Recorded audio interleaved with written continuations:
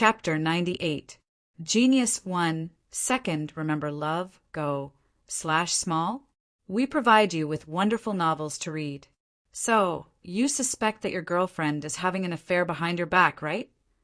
Luocio was looking at Guo Yushua, saying what he wanted to hear. No, no, no. I won't suspect her. Guo Yushua denied himself. He couldn't be sure. It's just that the temptation of the outside world is too great. She has become so outstanding again. The reason was the customer found that a suspicious man was often found downstairs. Sometimes he would even wander downstairs in the middle of the night and wouldn't leave. He said that his girlfriend's eyes would occasionally turn to the direction of the strange man, as if she vaguely knew that someone was watching. Luocio said indifferently, "If you just want to know the answer, asking the other party should be the fastest choice." Guo Yushua shook his head. "Today, that guy followed me again. He has been following me since I left home to buy things. He is still downstairs." Luocio looked at Guo Yushua's expression, saying softly, "Customer, may I ask what you want this time?" Guo Yushua lowered his head, pondering. After a moment, he took a deep breath. She has become outstanding. She will only be more outstanding in the future. Even if one is driven away, there will be a second one and a third one. That's a correct idea. Luocio nodded. Guo Yushua suddenly said, "The key is still herself." His eyes flashed with some illusory, fanatical, and even distorted things. The existence of the club and the hidden wonderful atmosphere in the lobby that induced people's desires were crazily magnified at this moment. Gritting his teeth, Guo Yushua said seriously, I want her to only love me and never change her mind. Even if she hasn't changed her mind now, it's hard to say in the future. So I need a guarantee." "Are you sure?" Luocio suddenly said, "Customer, it's much more difficult to control people's hearts than a desire to improve. Especially love is the most sincere feeling. What you need to maintain is not a simple matter." Listening to such words, Guo Yushua, who came here for the third time, naturally understood what was going to happen next. As a member of the financial world, he was well aware of such tricks. From the beginning, they lured customers with small profits or losses. This time Guo Yushua's lips trembled slightly and he gritted his teeth. "If one of my eyes isn't enough, I can add another ear." Looking at the indifferent look of the boss in front of him, Guo Yushua gritted his teeth again and said, 1 year of life, 2 years of life, 5 years of life.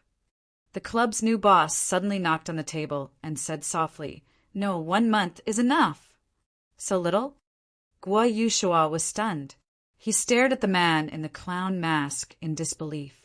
Was there a devil's grin or an angel's grin behind this? Luocio didn't answer this question. He just waved his arm, and an ancient scroll unfurled in front of Guo Yushua. "Guess, please." It was true. Guo Yushua, who had completed 2 transactions, instantly dispelled his doubts when the scroll was unfurled. Taking a deep breath, Guo Yushua placed his palm on the parchment. The moment he did so, he felt a sense of comfort. "From now on, she belongs to me only." "Oh, guest, since she only loves you," Luocio suddenly said, "why don't you bring her out and let others see how excellent she is? If she's not recognized by others, she'll be too lonely." Guo Yushua was stunned, and then he revealed a happy expression. "This is a good idea. It's really a good idea." She wondered how those rich ladies and ladies who used to look down on her would feel ashamed of themselves after seeing such an excellent girl. After Guo Yushua left, Yu Yi suddenly said, "Master, the dishes are cold. Let me make them again." Luocio shook his head, took off his mask, and sat back at the table, saying, "That's good." After dinner, Luocio teleported to the library of the university alone.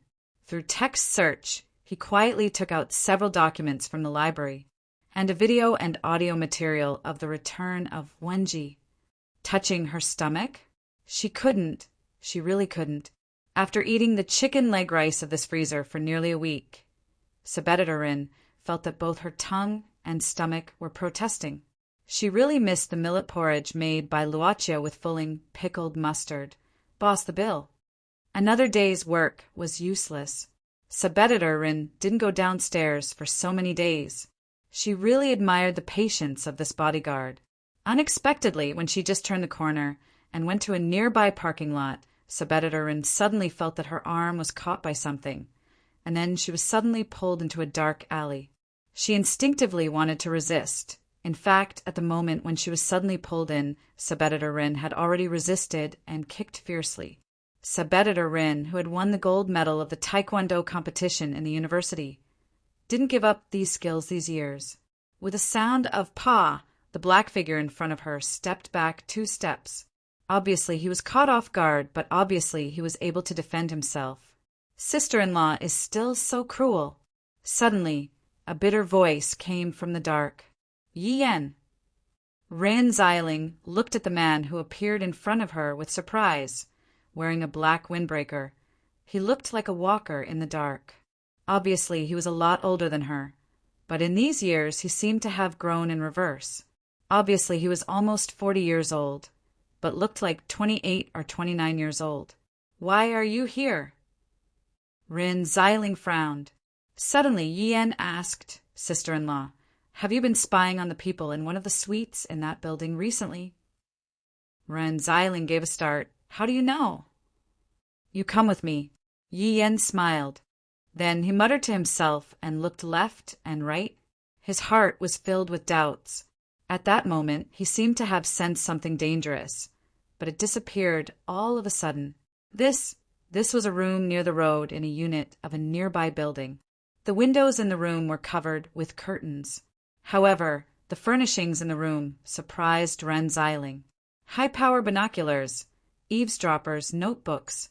In addition, there were 7 or 8 used lunchboxes piled up.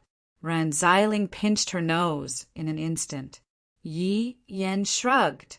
Don't pay too much attention to the environment. Men are more or less like this. Ren Xiling immediately retorted. F***CK. Who said that? Didn't you see my Luaccio tidy things up neatly and clean? I have no interest in arguing with you. A person who spoils little Luo. Yi Yan shook his head, pulling Ren Xiling to the binoculars. Have a look. Ren Xiling subconsciously looked towards the binoculars. She saw the end of the focal point. The bodyguard, King Kong, at this time, King Kong was also close to a binoculars. From the lens and angle, it seemed to be, did you see? The guy has been monitoring you all the time. Yi Yan said indifferently, like you can't wait until the end of time. F***CK. Subeditor gritted her teeth, stamping her feet, saying fiercely, I'm going to send him a box of sanitary pads. Yi Yan, this policeman from Lyon, France, suddenly pinched his eyebrows. He didn't want to hear it. Yen, PS1. Please vote. Please give me a tip. Chapter 99. Genius 1, second, remember love, go, /small. We provide you with wonderful novels to read. So, you suspect that your girlfriend is having an affair behind your back, right? Luaccio was looking at Guo Yushua, saying what he wanted to hear. No. I won't suspect her. Guo Yushua denied himself. He couldn't be sure. It's just that the temptation of the outside world is too great. She has become so outstanding again. The reason was the customer found that a suspicious man was often found downstairs. Sometimes he would even wander downstairs in the middle of the night and wouldn't leave. He said that his girlfriend's eyes would occasionally turn to the direction of the strange man, as if she vaguely knew that someone was watching. Luaccio said indifferently, if you just want to know the answer, asking the other party should be the fastest choice. Guo Yushua shook his head. Today, that guy followed me again. He has been following me since I left home to buy things. He is still downstairs.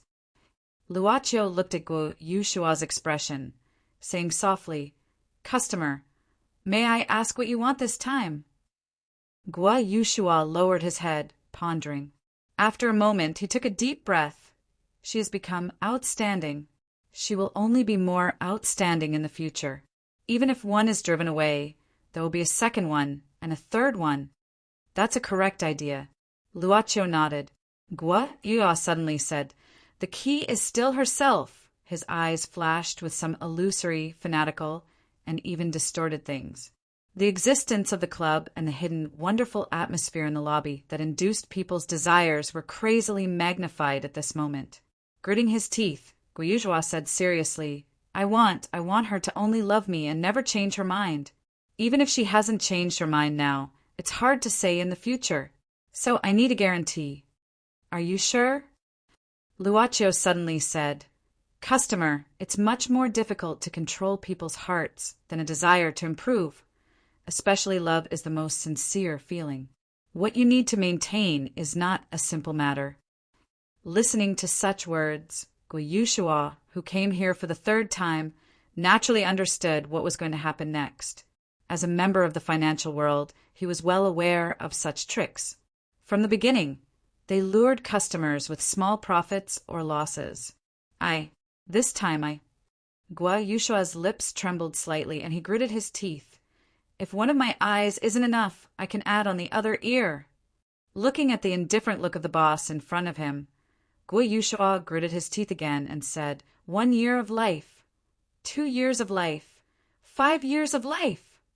The club's new boss suddenly knocked on the table and said softly, No, 1 month is enough.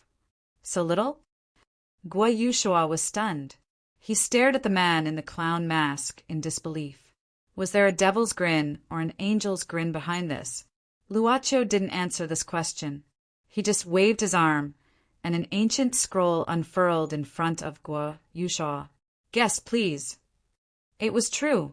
Guo Yushua, who had completed 2 transactions, instantly dispelled his doubts when the scroll was unfurled. Taking a deep breath, Guo Yushua placed his palm on the parchment. The moment he did so, he felt a sense of comfort. From now on, she only belongs to me. By the way, guest, since she only loves you, Luocio suddenly said, why don't you bring her out and let others see how excellent she is? If she's not recognized by others, she'll be too lonely. Guo Yushua was stunned, and then he revealed a happy expression. This is a good idea. It's really a good idea. She wondered how those rich ladies and ladies who used to look down on her would feel ashamed of themselves after seeing such an excellent girl. After Guo Yushua left, Yi suddenly said, Master, the dishes are cold. Let me cook them again. Luocio shook his head, took off the mask, and sat back at the table, saying, That's good. After dinner, Luocio teleported to the library of the university alone. Through text search, he quietly took out several documents from the library and a video and audio material of the return of Wenji. Touching her stomach? She couldn't. She really couldn't. After eating the chicken leg rice of this freezer for nearly a week, Sabeditarin felt that both her tongue and stomach were protesting. She really missed the millet porridge made by Luocio with filling pickled mustard. Boss the bill. Another day of useless work. Sabeditarin admired the patience of this Mr. Bodyguard who didn't go downstairs for so many days. Unexpectedly, when she just turned the corner and went to a nearby parking lot, Sabeditarin suddenly felt that her arm was caught by something, and then she was suddenly pulled into a dark alley. She instinctively wanted to resist. In fact, at the moment when she was suddenly pulled in, Sabeditarin had already resisted and kicked out fiercely. Sabeditarin, who had won the gold medal of the Taekwondo competition in the university, had not given up these skills these years. With a sound of "pa," the black figure in front of her fiercely stepped back 2 steps. Obviously, he was also caught off guard, but obviously he defended himself. Sister-in-law, you are still so cruel. Suddenly, a wry voice came from the dark shadow. Yen. Ren Xiling looked at the man who appeared in front of her in surprise, wearing a black windbreaker. He looked like a walker in the dark. Obviously, he was a lot older than her, but in these years he seemed to have grown in reverse. Obviously, he was almost 40 years old, but he looked like 28 or 29 years old. Why are you here? Ren Xiling frowned. At this moment, Yan suddenly said, Sister-in-law, are you monitoring the people in a suite in that building recently? Ren Xiling gave a start. How do you know? You come with me. Yi Yan smiled. Then he muttered to himself and looked left and right. His heart was filled with doubts. In that instant, he felt as if he had sensed something dangerous, but it disappeared all of a sudden. This was a room near the road in a unit of a nearby building. The windows in the room were covered with curtains. However, the furnishings in the room made Ren Xiling very surprised. High-power binoculars, eavesdroppers, notebooks. In addition, there were 7 or 8 used lunch boxes piled up. Ren Xiling instantly pinched her nose. Yi Yan shrugged. Don't be too picky about the environment. Men are almost like this. Ren Xiling immediately retorted. Damn! Who said that? Didn't you see my Luoqiu tidy things up neatly and clean? I have no interest in arguing with you. A person who spoils little Luo. Yi Yan shook his head, pulling Ren Xiling to the binoculars. Have a look. Ren Xiling subconsciously looked towards the binoculars. She saw the end of the focal point. The bodyguard, King Kong, at this time, King Kong was also close to binoculars. From the direction of the lens and angle, it seemed to be, Did you see? That guy has been monitoring you. Yi Yan said indifferently, Like you can't wait until the end of time. F***CK. Sub-editor Run gritted her teeth, stamping her feet, saying fiercely, I'll send him a box of sanitary pads. Yi Yan, this policeman from Lyon, France, suddenly pinched his eyebrows. He didn't want to hear it. Yen, PS1. Please vote for me. Please give me a tip. PS2. 9 p.m. second update. Chapter 100. Genius remembers love in 1 second divided by small. Sure, Net provides you with wonderful novels to read. Although I don't know why you've been paying attention to this person recently. I hope you'd better not get involved. Yi Yan suddenly said seriously, looking at the equipment in the dark room again. Ren Xiling frowned with the special tactile sense of a reporter. Yan, tell me honestly, the reason why you came back this time is actually related to King Kong and the vegetative Lingang, and even Heaven's Shadow Entertainment, right? Do you really want to know? Yi Yan suddenly asked. Ren Xiling nodded. Yi Yan said again, I can tell you something, but you have to promise me that you won't follow up on this matter anymore. I know you always like to take verbal promises as nonsense, but if you get involved this time, you may bring danger to the people around you. I think you know how to control yourself. What do you mean? Ren Xiling's face couldn't help but become more dignified. Yi Yan sighed, sitting down and saying, I can't tell you the details. In the past 1 or 2 years, we've been tracking down a very large criminal group. According to the current information, this group has been involved in organ trafficking and drug trade. This was not a joke. Ren Xiling calmly analyzed Yi Yan's words. According to our information, this group may have made some deals with Heaven's Shadow Entertainment. Yi Yan said with consideration, We estimate that they use Heaven's Shadow Entertainment's artists to carry out illegal organ trafficking and even drug trafficking when they go out to walk on the stage or carry out business activities. Ren Xiling gave a start. Her face suddenly changed.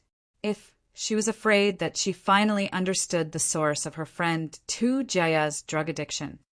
It's a pity that the boss of Heaven's Shadow Entertainment had such an accident when we found this out, Yan sighed and said, I'm afraid this lead is broken, but it's not completely broken.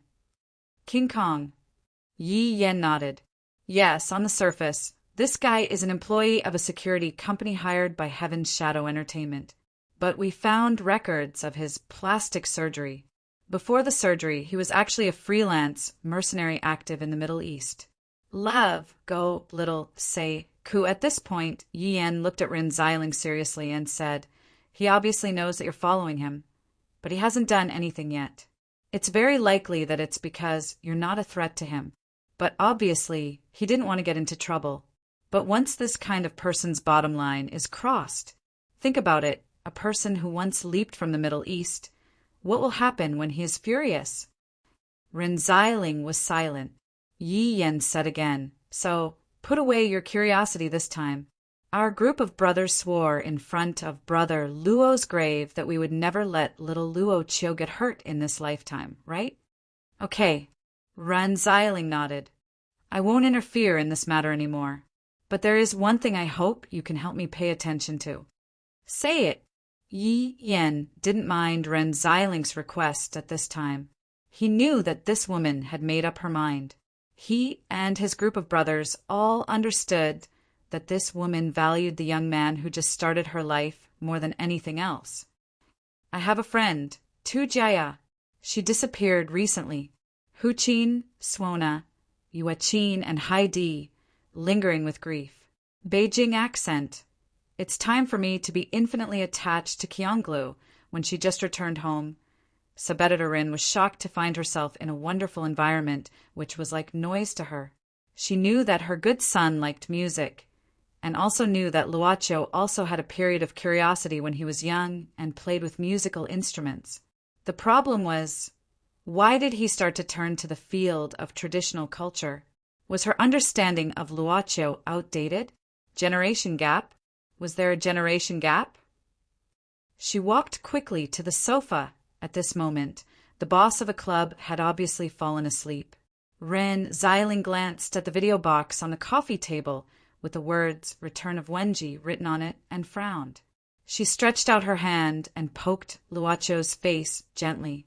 Looking at the slight dent on his face, sub-editor Ren suddenly felt so happy, as if the fatigue of the day had disappeared. How could he be so cute? "What are you doing?" Unexpectedly, Boss Luo suddenly opened his eyes. Ren Xiling simply sat down and said arrogantly, "What's wrong? Is there a problem with me poking my son's face?" Finding that there was no problem in theory, Boss Luo heaved a sigh of relief. He pinched his eyebrows and watched the figure walking on the TV screen. Sure enough, no matter how interested he was defeated in this silent rhythm. Just as he was reading, he was so tired that he fell asleep. Luocho turned off the TV, looking at the time. "You're early tonight," Ren Xiling said with a smile, "because I thought that you would be bored, lonely, and intolerable at home alone. I thought that you would use a lot of tissue paper, and so on. F***CK. Why are you looking at me like I'm an idiot?" "You look like an idiot."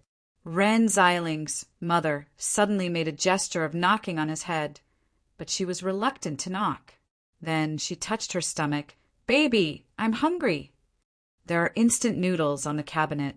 I want to eat millet porridge. It's best if it's sticky and thick." "There are instant noodles on the cabinet." "Yes, with pickled mustard."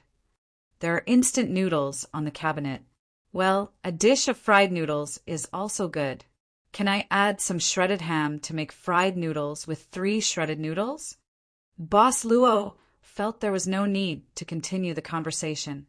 He sighed, getting up and walking to the kitchen. It seemed to be like this all these years. It's either me or you. Most of the time, it was Luocho who did the cooking. "By the way, are you free this weekend? Are you still tutoring that little girl? In the evening?" Boss Luo, who was eating millet, gave a start. He almost forgot that there was a non-existent student, so he answered casually, "Sometimes." "What's up?"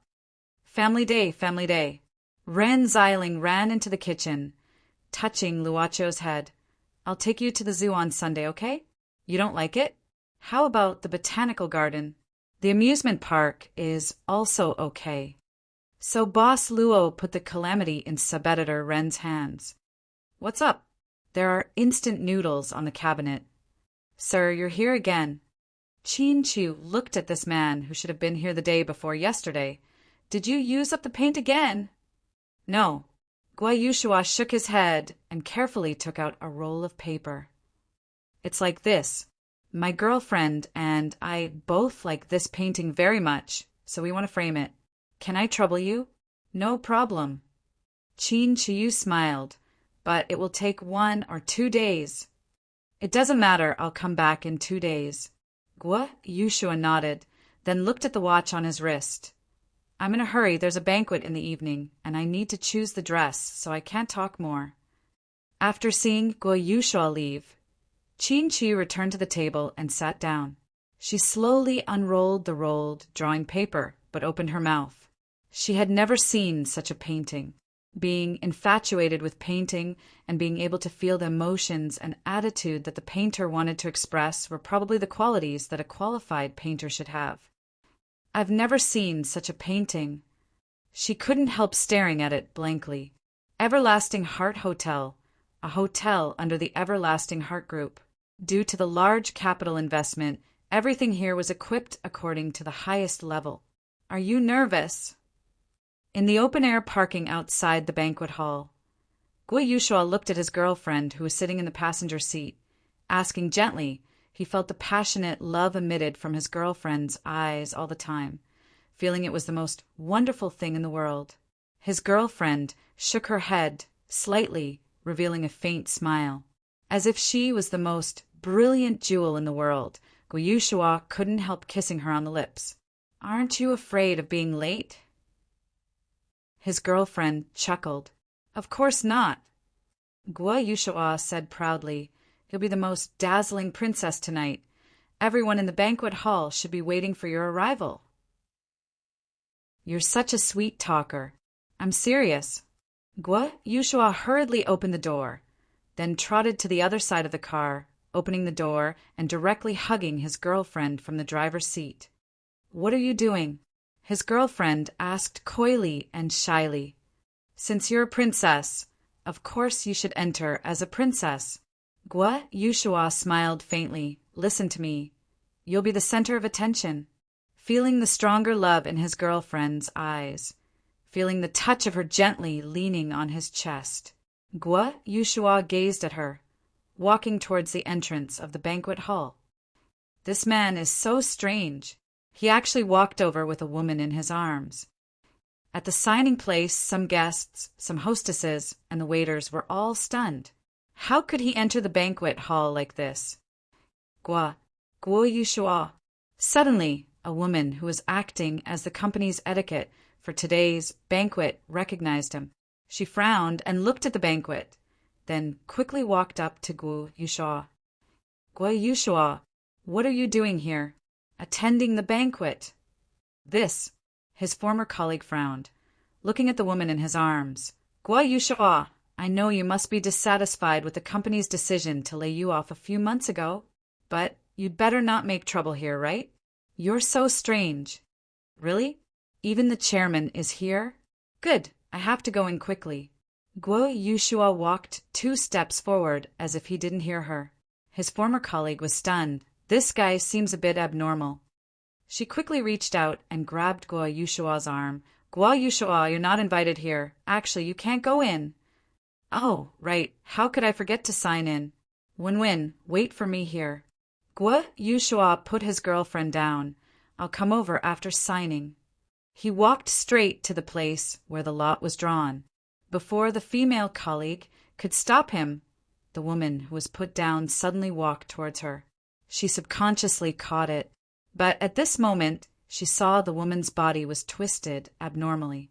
The female colleague quickly supported her, then suddenly screamed in horror. Pale Ratan, this is actually a corpse. Yan, PS1. Seems to be a few minutes late. PS2, but I still want to recommend Collect and Reward. Chapter 101. Genius remembers love in 1 second / little. We provide you with wonderful novels to read.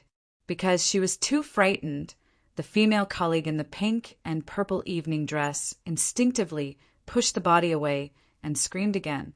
The red dress rolled on the ground a few times. A lot of hair on the head fell off because of this. It looked at the night sky above the bright lights of dozens of floors. It was indeed a rotten body. The guests at the door, the other hostess, and the waiters at the 2 doors were all pale with fright at this moment. The ladies followed the female colleague to the end and screamed as well. As if he didn't hear the screams of the people around him, Guo Yushua signed his name on the register and quickly walked to the body in the red evening dress and squatted down. Wen-Wen, why are you so careless? Did you fall? Guo Yushua showed a painful expression. It's okay, just a light touch. Listening to his girlfriend's soft words, Guo Yushua smiled again. Then let's go in, let them see your most beautiful self. The female colleague on the ground didn't dare to make a sound. She subconsciously covered her mouth.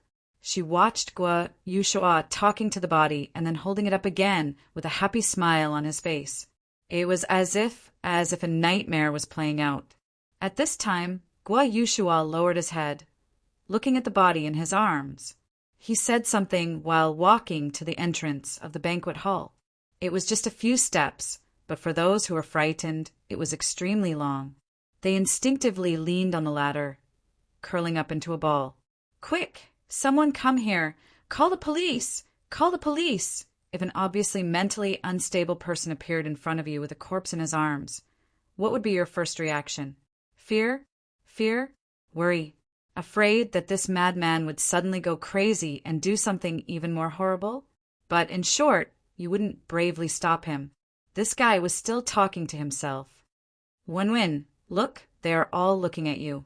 The lighting here is the best match with this necklace. Ah, that person is also wearing the same red dress as you, but not as beautiful as you. Let's go and say hello to the chairman. The chairman of the company saw a person walking towards him with a body in his arms. He was so scared that his face changed dramatically, and he stepped back step by step. Quick! Someone stop this guy. You go. Where are the security guards? Where are the security guards of the hotel? But that body, I won't touch it. Call the police. Call the police, so. The elites and rich ladies who were dressed in expensive gowns were naturally unwilling to come into contact with such filthy, dirty, and horrifying things. Not to mention a madman who could go crazy at any time. A madman who came in with a corpse? It's so strange. Wen, don't you think they are strange? I know. They don't dare to come close to you. It's because you're too beautiful that they feel ashamed of their own inferiority. That must be it. Don't say it. It's so embarrassing. Hearing his girlfriend's voice, Guo Yushua gave up the idea of greeting others. Instead, he carried his girlfriend to a chair and sat her down. Wen, your hair is messy. Let me tidy it up for you. Guo Yushua smiled. He reached out his hand and gently combed the fluffy, dry, and yellow hair with his fingertips. He tried again and again, only to find that his fingers had messed up a mass of black stuff. Your hair is dirty. Let me tidy it up for you. Guo Yushua smiled and gently pressed his hands on his girlfriend's head, and then he started to move it. The yellow and withered hair fell off easily. Guo Yushua moved it again and again until all the strands of hair fell off. It's done. You are so beautiful. He seemed to be unable to control himself and kissed his girlfriend's forehead softly. Vomit! Among the guests, when they saw this scene, they saw that the hair was peeled off, revealing even more rotten parts and even more horrifying faces. When they saw the way this man kissed the corpse, they couldn't bear the effects of the alcohol they had ingested and immediately vomited. It seems that someone is drunk. It's really bad. Guo Yushua looked at the vomiting person and revealed a slight smile. He then said, Wen, are you hungry?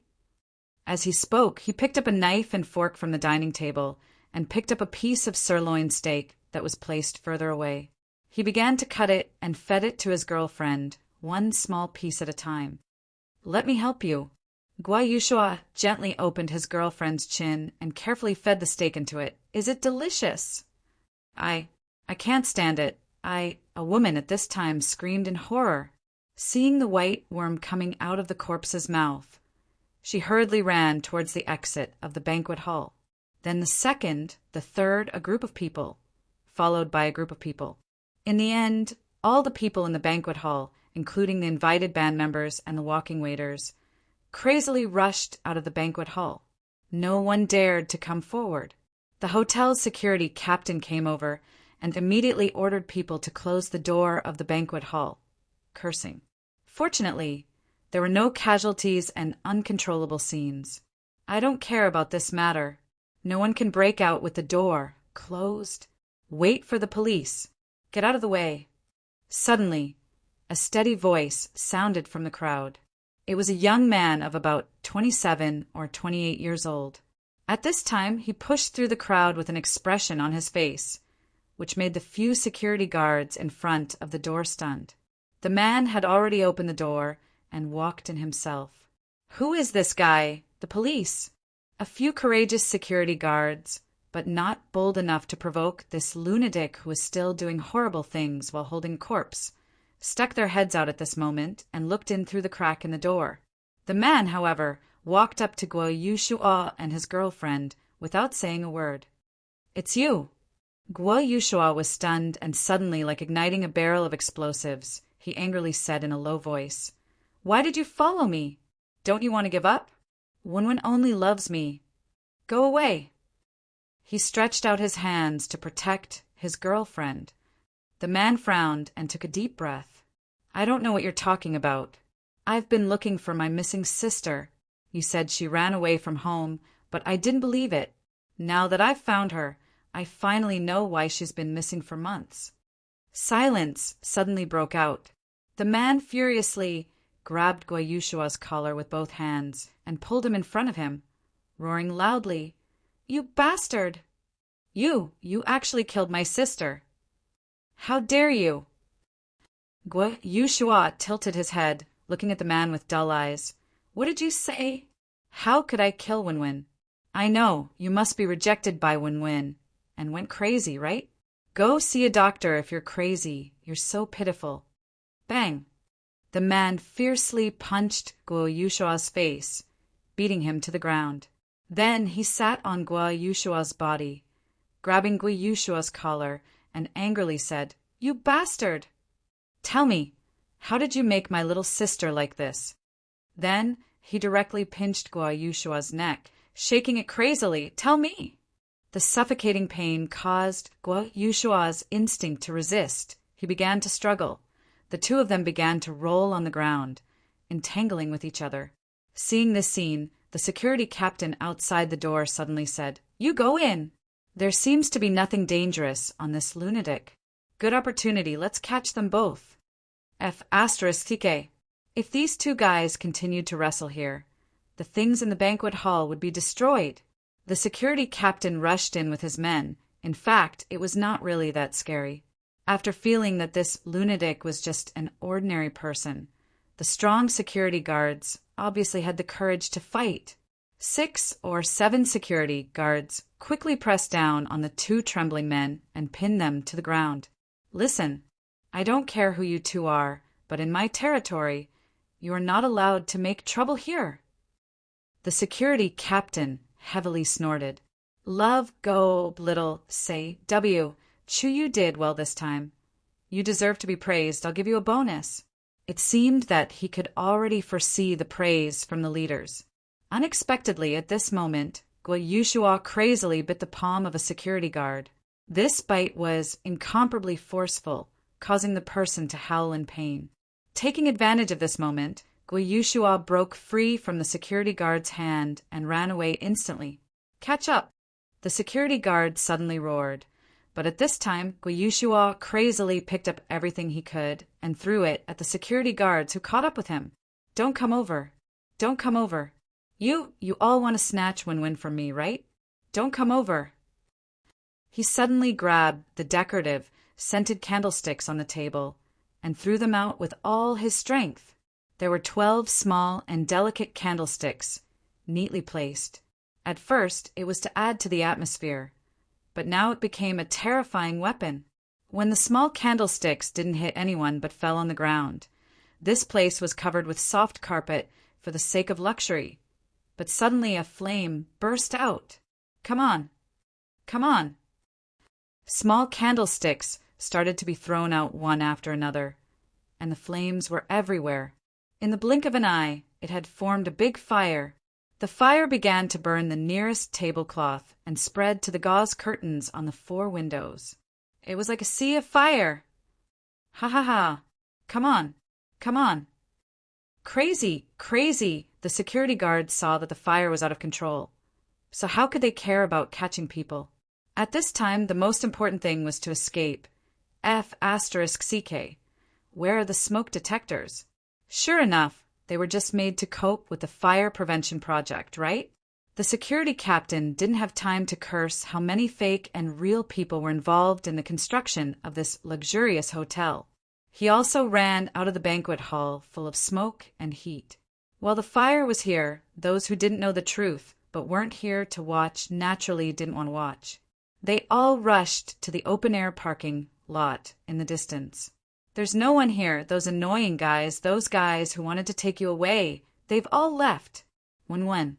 Guo Yushua smirked and put down the scented candlestick in his hand. He threw it on the ground, and a flame rose up. He walked to the place where his girlfriend sat, murmuring to himself, When. Ah, when. When he walked in, when he arrived at the side of his girlfriend, this place was already raging with flames. That bright red evening gown was completely immersed in the raging flames. The heat of the fire made Guiyusha instinctively not dare to get close. But in front of him, his girlfriend kept screaming in the fire, as if saying, Save me, save me, save me. Guiyusha rushed into the fire recklessly, fiercely hugging his girlfriend, who was burning in the fire. The fire also spread to his body. He crazily hugged his girlfriend and rolled on the ground, ignoring the burns on his body. Finally, the fire was put out. It's okay. Guiyushua's body was covered with burn marks and his skin was red. At this moment, he held his girlfriend's face in his arms. But in front of him, the face in his hands was suddenly separated from the body. The corpse that had been burned for a long time and had been decayed for a long time finally couldn't bear the violent collision, and her head was separated from her body. When. Why? Ah. I won't let you die. I won't. Guiyusha opened his eyes wide, talking to himself. Suddenly he crazily shouted, Come out! Come out! Come out! Don't you have any wish? Come out! Come out! Then, Customer, what do you want this time? The fire was burning, but there was still a small place that couldn't spread. In the open space in the sea of fire, Guiyusha knelt on the ground, holding his girlfriend's head in pain, and looked at the boss of the club with blurred eyes. He didn't want to guess whether it was an angel's smile or a devil's grin under the clown mask. When, I want her. She's already in your arms, so we don't need to fulfill this wish. No, I want her to come back to life. Guiyusha crazily said. You can make such a wish. Luocho shook his head. However, for you, there's no way to pay for this wish. Why? No matter what it is, you can take all my lifespan, my internal organs, all my internal organs. Anything. You can take all of them. I'm afraid it's not enough even with your soul. Guiyusha crazily roared. Why? Why did you agree so easily before? Why did you only pay a small price before? Customer, you should understand it better than me. Luocho indifferently said. For a person who has been dead for a long time but still lives in your imagination, changing the thought of this imaginary person is just changing your own thought, isn't it? Of course, what you've paid is enough for you to keep this imagination forever. After a pause, Luocho lightly said, But if you receive too much stimulation, this imagination can't be maintained after all. It's just a small price. Nonsense. How could Wen die? Nonsense. You're lying to me. We don't lie to you. Luocho said softly, She's your girlfriend. I think you know better than me whether you've opened your eyes and looked at her properly. Did he ever open his eyes? I haven't liked to eat braised eggplant for a long time. Yushua, I'm sorry. Actually, it's not my own decision. The company's performance this year is not very good. Well, I believe with your talent, you'll be able to make a big impact in other places. Mr. Guo, I'm sorry, you don't seem to meet the requirements of our company. But if there are other positions, we'll consider informing you at once. It's okay. You're the best. You'll find a better job. And don't we still have savings? Ordinary clerk, on the 4th day of every month, 2,500 a month. If you're willing, you can start work tomorrow. Well, I'll continue to work hard tomorrow. My Guo Yushua is the best. I have some money here, take it first. Didn't you say you're not looking for a job, but for a business? Starting capital is also needed, although it's not much. Damn! I helped you as a friend, but you lied to me? Did you just run away? You're just stupid. Besides, you volunteered to be the legal representative. I didn't force you. But next time, remember to study the society well. Top student. Where did you get so much money? Me. Recently I traded stocks with my colleagues and earned some money. Take it to pay off your debts first. You went out again? Didn't you just come back from work? Ah, tonight I was invited to dinner, so I couldn't refuse. What's this? I've never seen you wear these clothes and these cosmetics. Why are you hiding them? Tell me. Who's the person who sent you back downstairs? Tell me. He bitch. Slap. No, I'm not. 10 p.m., Tianjin Hotel. What's this? It's clearly written on the phone. Do you think I'm an idiot? Listen to me. Ha ha ha ha ha. I know. I know where your money comes from. I know it all. And this man, did he have a good chat with you? He persuaded you to leave me, right? You're actually considering it, right? I'm just a useless trash, right? No. Get lost. I don't want your money. I don't want your King money. Get lost. Sorry, I'm leaving in this life. I loved you. In the raging fire, Guiyusha just held the head in his arms. Big drops of tears flowed down. He began to cry loudly, heartbreaking. It's not that you're not good enough. It's just that I've never seriously opened my eyes and stared at you for even a second. Those promises, I've long forgotten them. They've long been torn to pieces by those setbacks. That night, she was like this, wearing a bright red evening dress, quietly lying on the sofa, and in my hand was the knife that pierced her heart. Guo Yushua trembled as he caressed the face that had been burned by the flames. He said in a hoarse voice, "This is the dress I bought for the first time when I brought her to a banquet. I have never seen her so beautiful when I look at her. There has never been a moment when I truly felt the gazes on her body burning so passionately. I'm a loser, a complete loser." Guo Yushua slowly raised his head. Terrible failure. The one who doesn't deserve her is actually me. I kept asking myself, why? I couldn't think of an answer. I woke up drunk, and suddenly woke up one day. I seemed to see Wenwen come back to life. Is she still by my side? Is she still making the food I like to eat for me? Is she still waiting for me to come back? But actually, it's not important. Guo Yushua stopped sobbing as if he was about to collapse, because I've already lost her, forever and ever. Why, only when I lost her do I know regret. Only when I lost her do I know my mistake. I destroyed everything with my own hands. I have a request. Is it okay? Guo Yushua stared blankly at the mysterious man who listened to him and asked with great expectation. Of course. We won't refuse the request of our guests. Then I'd like to have a dance with her. We've never really had a dance. Let's finish the last dance. That day, you and I met at the tiny gas station. I looked at you, and I knew I fell in love with you. Until now, I'm still immersed in that day when we first met, that natural and pure smile. Guo Yushua stood there silently, not paying attention to the separated corpse. At this time it began to reassemble again, and new skin began to grow on the rotting flesh. He could only stare at her in a daze. Looking at her in front of him, it was as though he had returned to that day, the way we first met. Guo Yushua gently raised his hand, grasping the cold body. The heat of the fire didn't seem to be able to spread to this small space. The woman in front of him opened her eyes. Her eyes were as clear as always with a familiar smile. Come, let's finish the last dance. The music suddenly rang in the banquet hall surrounded by flames. On the dance floor where flames spread, there was the sound of a bass saxophone. In the raging fire, the club boss gently turned around, taking off the clown mask on his face. He held the saxophone brought by the banquet band and slowly played it. Before we parted, when we spun and turned around, this is the feeling of meeting for the first time. After this first dance, it would also be the last dance. Sorry, I love you.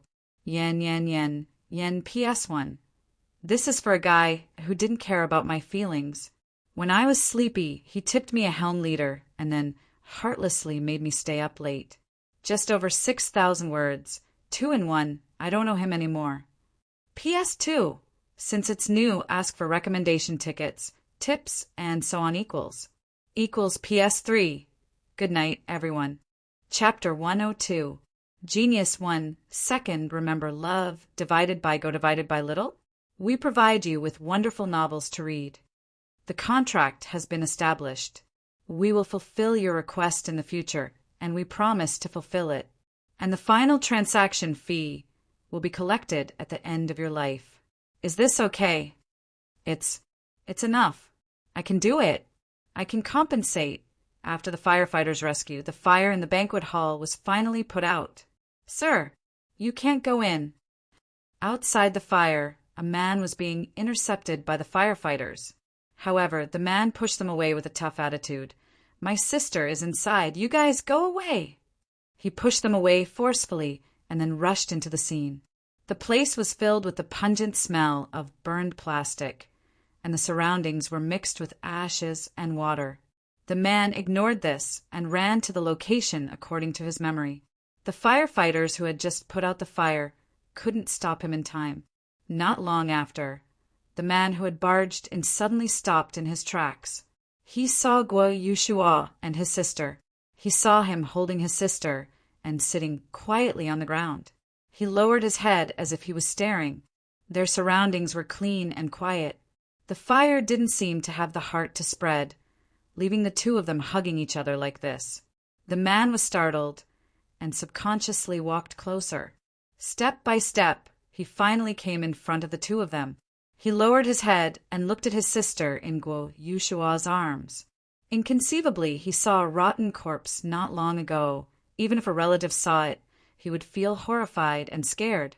Love, go, little, say, W, chew, but at this moment, she was so beautiful. Just like when she was alive, just like when she was sleeping. Her hands were placed on her chest, and her eyes were closed. But there was a smile on her face. You, the man said with difficulty. Guo Yushua's shoulders suddenly moved slightly, and he slowly raised his head. Can you wait a little longer? I know the police are outside.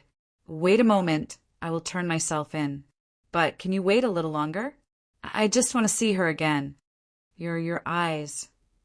The man subconsciously took 2 steps back. It was empty and pitch black, as if it had never existed in the first place. The Guo Yushua in front of him had no eyes. What I can see, I'll always be able to see. Guo Yushua smiled and said softly, I'm afraid I'll forget it, so I made it the last thing I can see, the thing that will forever be imprinted in my mind. The man, Wenwin's brother, looked at his sister, who was smiling peacefully. He did not know the meaning behind this smile, but if it was because she was still lying in Guo Yushua's arms in the end and felt the man's shame and guilt, then he was more willing to think this way as her brother. Wenwin's brother took a deep breath and closed his eyes, watching in silence. Not long after, the police came in. Guo Yushua didn't resist at all. He bluntly confessed that he had killed his girlfriend because he wanted to escape from reality and couldn't bear the pressure of setbacks. However, the prisoner who surrendered did not mention anything about why the corpse was preserved so well and how to determine the time of death. After 2 days of hard work, he still had to collect the corpse from the police station. Wenwin's brother was tired for a long time, But then he received a call from an unknown number. "Excuse me, is this Mr. Wang Guoliang?" "I am." "Who are you?" "Ah, hello, Mr. Wang. I would like to confirm that you are Miss Wang Jingwen's brother, a direct relative, right?" "Who are you?" "It's like this. We're from Peace Insurance Company. Miss Wang Jingwen had insured accident insurance for you, her father, and her mother. Because the amount is relatively large, we need to ask you and your parents to bring your identification and other documents." Wang Guoliang listened to the phone call in disbelief, and even more disbelief when he heard the amount of the insurance. That was a fortune that he could never earn in this life, or even the next life. However, inconceivable things kept happening one after another. "Hey, Guoliang, let me tell you, when I went to the hospital this morning, the doctor said that your father's diabetes was cured. I don't know what I did these 2 days, but I feel much more energetic, and I can see things more clearly. My presbyopia is gone." Even the child who was born with asthma suddenly got rid of the torment of the disease. His wife was so happy that she cried and called to report the good news. Wang Guoliang sat there in a daze, still waiting for the document to be signed, but his mind was blank. Even if his sister had the awareness to buy insurance, but the insurance with such a huge amount of money would require a large amount of money. He did not think that his sister had the ability to buy such insurance. Today, what is going on? Wang Guoliang looked at the clock on the wall in a daze. He was sad and happy at the same time. Could it be that his dead sister was blessing her family in the underworld? It seemed that he could only think of this subconsciously. Serenade for Strings in C major. In the messy apartment, this dance had been playing on loop. The record player had probably replayed it for a long time. How many days? Maybe even longer. It was still not burned, so one could imagine that the quality was really good, right? Thinking of the song he played with the saxophone not long ago, he simply could not beat Old Chai's Serenade for Strings in C major.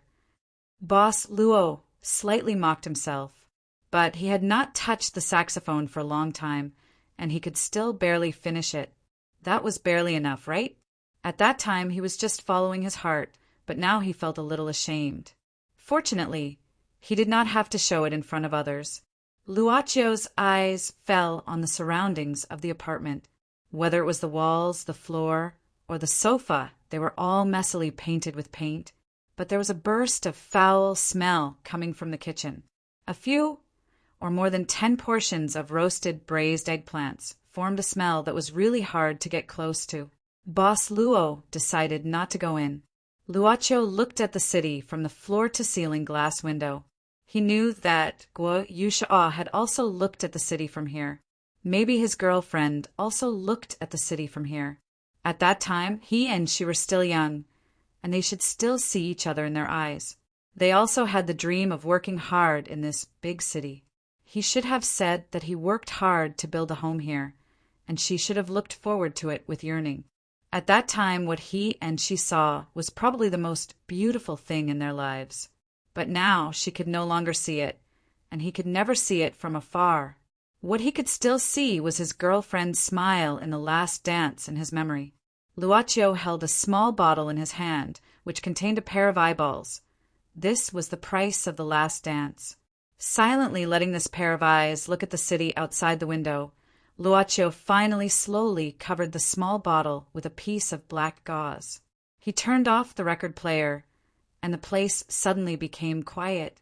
But there were still thousands of bright lights outside the window. This city was still bustling. Yen PS1. If you feel that it is difficult to survive in the big city, go back to the city you are familiar with. There is nothing wrong with having a home there. PS2. Shamelessly ask for tickets and tips equals. Chapter 103. Genius 1. Second, remember love, divided by small. We provide you with wonderful novels to read. Romania. The sunset and the sea of flowers. The castle was still quiet, perhaps even quieter than before. Osmond had completed the procedures of this country and inherited the castle and everything of this family. He was a super lucky guy in the eyes of the outside world. The fact that almost all the Ceausescu family members, especially the younger generation, were dead seemed to have become a buried secret. There was no police coming, no investigation by busybodies. Everything was like a script that had been written. He acted as the protagonist of this script, inherited the whole Ceausescu family, and then became a puppet named Black Order. Indeed, he was a puppet. Although he had a lot of freedom in life, he could only enjoy this freedom by serving this mysterious order continuously. Inherit the Ceausescu family? Osmond knew that he was just a tool used by Black Order to control the huge wealth of this family. Looking at the place in the middle of the maze of the atrium and the sea of flowers from the balcony of the east wing of the castle, the ancient well where everything happened, Osmond couldn't help but frown. This was no longer the original ancient well. During this period, under the command of Lamiez, it had become a huge box made of a large number of steel plates. He didn't know what his sister, the fraternal twin sister, was doing in the secret room under the ancient well every day. Only the devil's whisper in the strange sarcophagus gradually became clearer in his ears day by day. Mr. Osmond, today's document. Love, go, little, say, W. Chu. The person who knocked on the door was a tall Indian woman with light yellow skin. Somam, a woman who represented the Black Order, or was appointed to assist him to deal with the business of the Ceausescu family. It was undeniable that when Osmond saw this capable Indian woman for the first time, he had a feeling of being attracted. Somam, do you deserve what my sister Lamiez is doing there? Osmond suddenly asked. Even if he inherited such a huge wealth, even if he looked extremely prosperous, he instinctively resisted the feeling of being controlled. Then it's more appropriate for you to ask Miss Lamiez yourself. Samna, who was wearing a black suit and high heels, appeared like a secretary. She deftly avoided the question. If he had asked her if she would have told him, he wouldn't have asked her here. Osmond muttered to himself. To be honest, he didn't want to be alone with the woman who was dressed like a nun, but seemed to have a violent and bloody beast hidden in her body. Even though the woman had made it clear that she had only come into this world a few minutes before him. Give me the document. It's just a signature anyway. Bang! Bang! Bang! The stone coffin was shaking nonstop, and the sound was coming from the stone coffin. It was as if the thing inside would break out of the coffin at any moment. At this moment, there were a total of 7 black-clothed priests surrounding the stone coffin. They held silver crosses in their hands as they continuously chanted. Judging from the situation, we will need to send at least twice as many people to suppress the impaling Duke's left hand. Nun Miss Lamiez, who had a solemn expression, was now using a satellite phone to communicate with the management of the religious order in a faraway place. On the other side of the phone, a man's voice was steady and slow. Isn't it said that the Ceausescu family would complete the seal smoothly on the night of the succession change? Perhaps there are some things that Jonathan didn't disclose that year. Lamiez frowned and said, What I know is only the situation that he once told my mother. When the successor is confirmed in the secret chamber, the seal will continue. I even let Osmond participate in the end. In any case, we can't let the impaling Duke's left hand break the seal so easily for the time being. I don't believe that our current technology can't match the ancient seal from hundreds of years ago. Lamiez, you come back first. The religious order has a new task for you. I'll send someone else to follow up on the seal of the ancient castle. Lamiez didn't say anything, but simply responded. Then she turned off the communication and walked out of the secret chamber, returning to the ground. At this moment, a helicopter landed on the lawn far away, and a man in a suit with a black suitcase got off. Lamiez walked forward, and the man opened the suitcase. According to your request, it's been rebuilt. Lamiez nodded, reaching out her hand to pick up a new revolver with 10 bullets in the suitcase. Not long ago, she lost her usual one in this place and hadn't found it until now. It was too weird.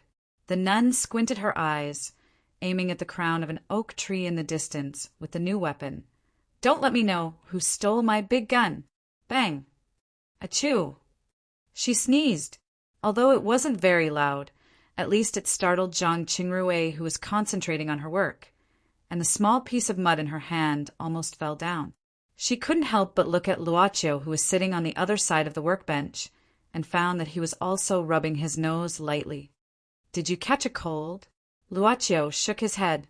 As the leader of the club, if he could get sick now, it would be too low for him. It should be the mud. The brush kept sweeping the mud attached to the bones, and it was easy for the mud to become knotty and hit the nose. Zhang Qingrui nodded, lowering her head to sweep the mud in her hand. Because the skeleton had a long history, it was extremely fragile.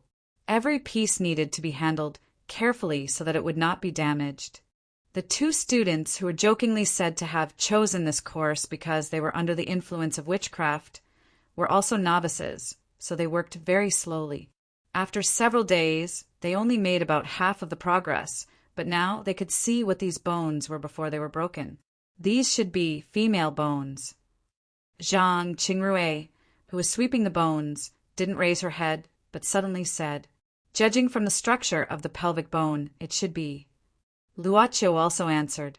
Zhang Qingrui suddenly stopped, raising her head to look at Luocio again, and asked curiously, "Luocio, aren't you curious?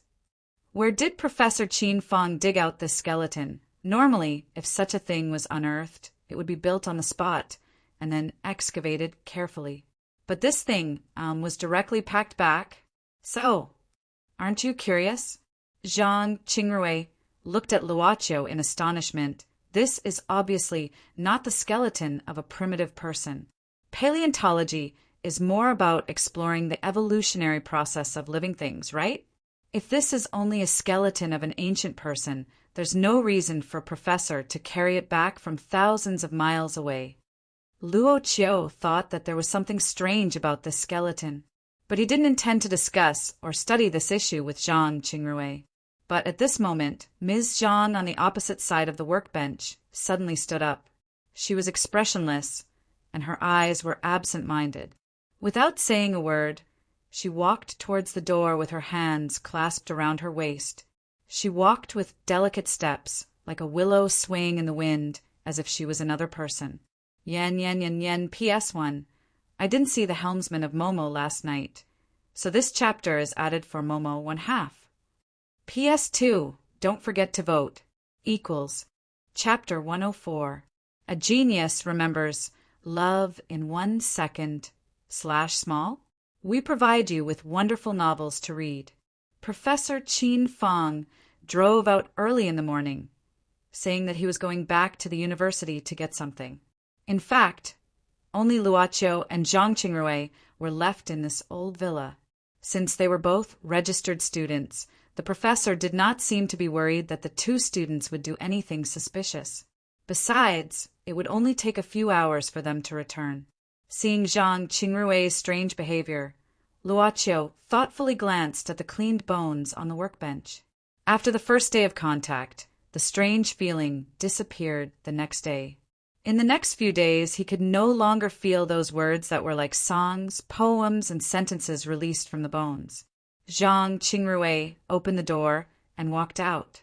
After a glance, Luocio remained silent and followed from behind. He tried to call Zhang Qingrui's name from behind, but she didn't seem to hear him. She just walked step by step carefully. If she changed into a set of Han Chinese clothing, wouldn't she look like a young lady from an ancient family? Zhang Qingrui finally stopped in front of a door at the bottom of the stairs. She stood silently in front of the door, but did not enter. She just stood there strangely. After a while, Luocio frowned. He walked past Zhang Qingrui and looked at her face. She was staring behind the door. Luocio, who already had some guesses in his mind, glanced at the position of the door, under the stairs. This place seemed to be a storage room, built using the space under the stairs. But he still walked forward, put his hand on the door handle, and slightly twisted it. It's locked. Luocio didn't let go. The club boss frowned. A slight twisting sound came from the door lock. When he tried again, the door lock was opened, Luaccio then opened the door. After opening the door, she was stunned for a moment. It was not a place for the other party's miscellaneous items as he had imagined. In fact, he had not seen the space inside yet. This was because there was actually another door behind this one. Luaccio subconsciously knocked on the door. It was a steel door. As for the lock, it was an electronic lock. Ordinary people wouldn't set up such a door and lock in their house. There was probably something valuable hidden inside, or something that they didn't want others to see. Unless it was necessary, Luaccio didn't like to pry into other people's privacy. Of course, if it was a guest in the club, it would be a different situation. Knowing that there might be something behind the metal door that the professor did not want to expose, Luaccio felt like he could stop here. He closed the first door again. At this moment, Zhang Qingrui was still staring at him. "I don't know what you're trying to say." Luaccio was silent for a while and suddenly said, "But no matter what you want to say, since you are already dead, why are you still attached to the mortal world?" Luaccio recalled Lu Zigong, who was also a soul that had drifted in the world for hundreds of years. At this moment, there was obviously something similar on Zhang Qingrui. Without saying anything, Zhang Qingrui suddenly fell down, as if she had lost all her strength. But she just fell asleep. It was reasonable to say that he should be the one who could get in touch with the thing hidden in the skeleton. However, the thing chose Zhang Qingrui as its attachment. It seemed that even if it attached to the body, it still couldn't express something clearly. Luaccio still didn't know much about ghosts. After thinking for a while, he stretched out his hand to let Zhang Qingrui's body float up and follow him back to the studio. He placed her in her original position and pretended that she was sleeping on the table. Then he continued with the work at hand. About an hour later, Zhang Qingrui slowly woke up. She looked at Luaccio with confusion and asked, "How long have I slept?" "A while." "Professor, you haven't come back yet." Luaccio paused and suddenly asked, "Are you not feeling well?" Zhang Qingrui shook her head. "I'm a bit tired." "Okay." Luaccio nodded. "Have a good rest." Zhang Qingrui didn't care much about Luaccio's casual conversation, since she had been used to it. Then they just talked with each other occasionally to make up for the boredom of the work. Professor Qin Feng called back, saying that he would have dinner with a friend, and asked Luaccio and Zhang Qingrui to lock the door and leave. "Let me give you a ride." Zhang Qingrui looked at Luaccio out of politeness when she took the car. However, Boss Luo, who had the ability that was more convenient than any other transportation in the city, was reluctant to do so. At this time, the traffic jam would make him refuse to make friends on the road. No need. Right at this moment, a white car drove in from the entrance of the villa. That was Qin Chiu. She got off the car looking a bit absent-minded, as if she didn't see Luaccio and Zhang Qingrui beside her. She seemed to be thinking about something or being absent-minded. Anyway, she didn't look back after entering the villa. What a strange person. Zhang Qingrui frowned, murmuring. Although she felt that Qin Chiu was the kind of person with stories, she didn't want to make friends with her proactively. When Zhang Qingrui came back to her senses, Luaccio had already walked far away. He was really a free and easy person. Zhang Qingrui smiled subconsciously. She didn't hate this only classmate of hers. On the contrary, she felt more at ease during the short time they spent in class. It was reasonable to say that this was actually a person who was as dull as a block of wood. However, the time spent together always flew by. She didn't think that she understood this young man, nor did she think that he understood her. They were just friends of gentlemen, simple and indifferent. Perhaps in her heart, subconsciously, she was looking forward to this kind of carefree and unperturbed person. There was a place for her father to work in the villa, and also a place for her to paint in her spare time. Had she come back? When Qin Chiu came back to her senses, she was already in the studio at home. She frowned. She had been in a state of restlessness and absent-mindedness for the past 2 days. Time passed unknowingly. The cause of all this seemed to be the painting that a guest gave her to frame a few days ago.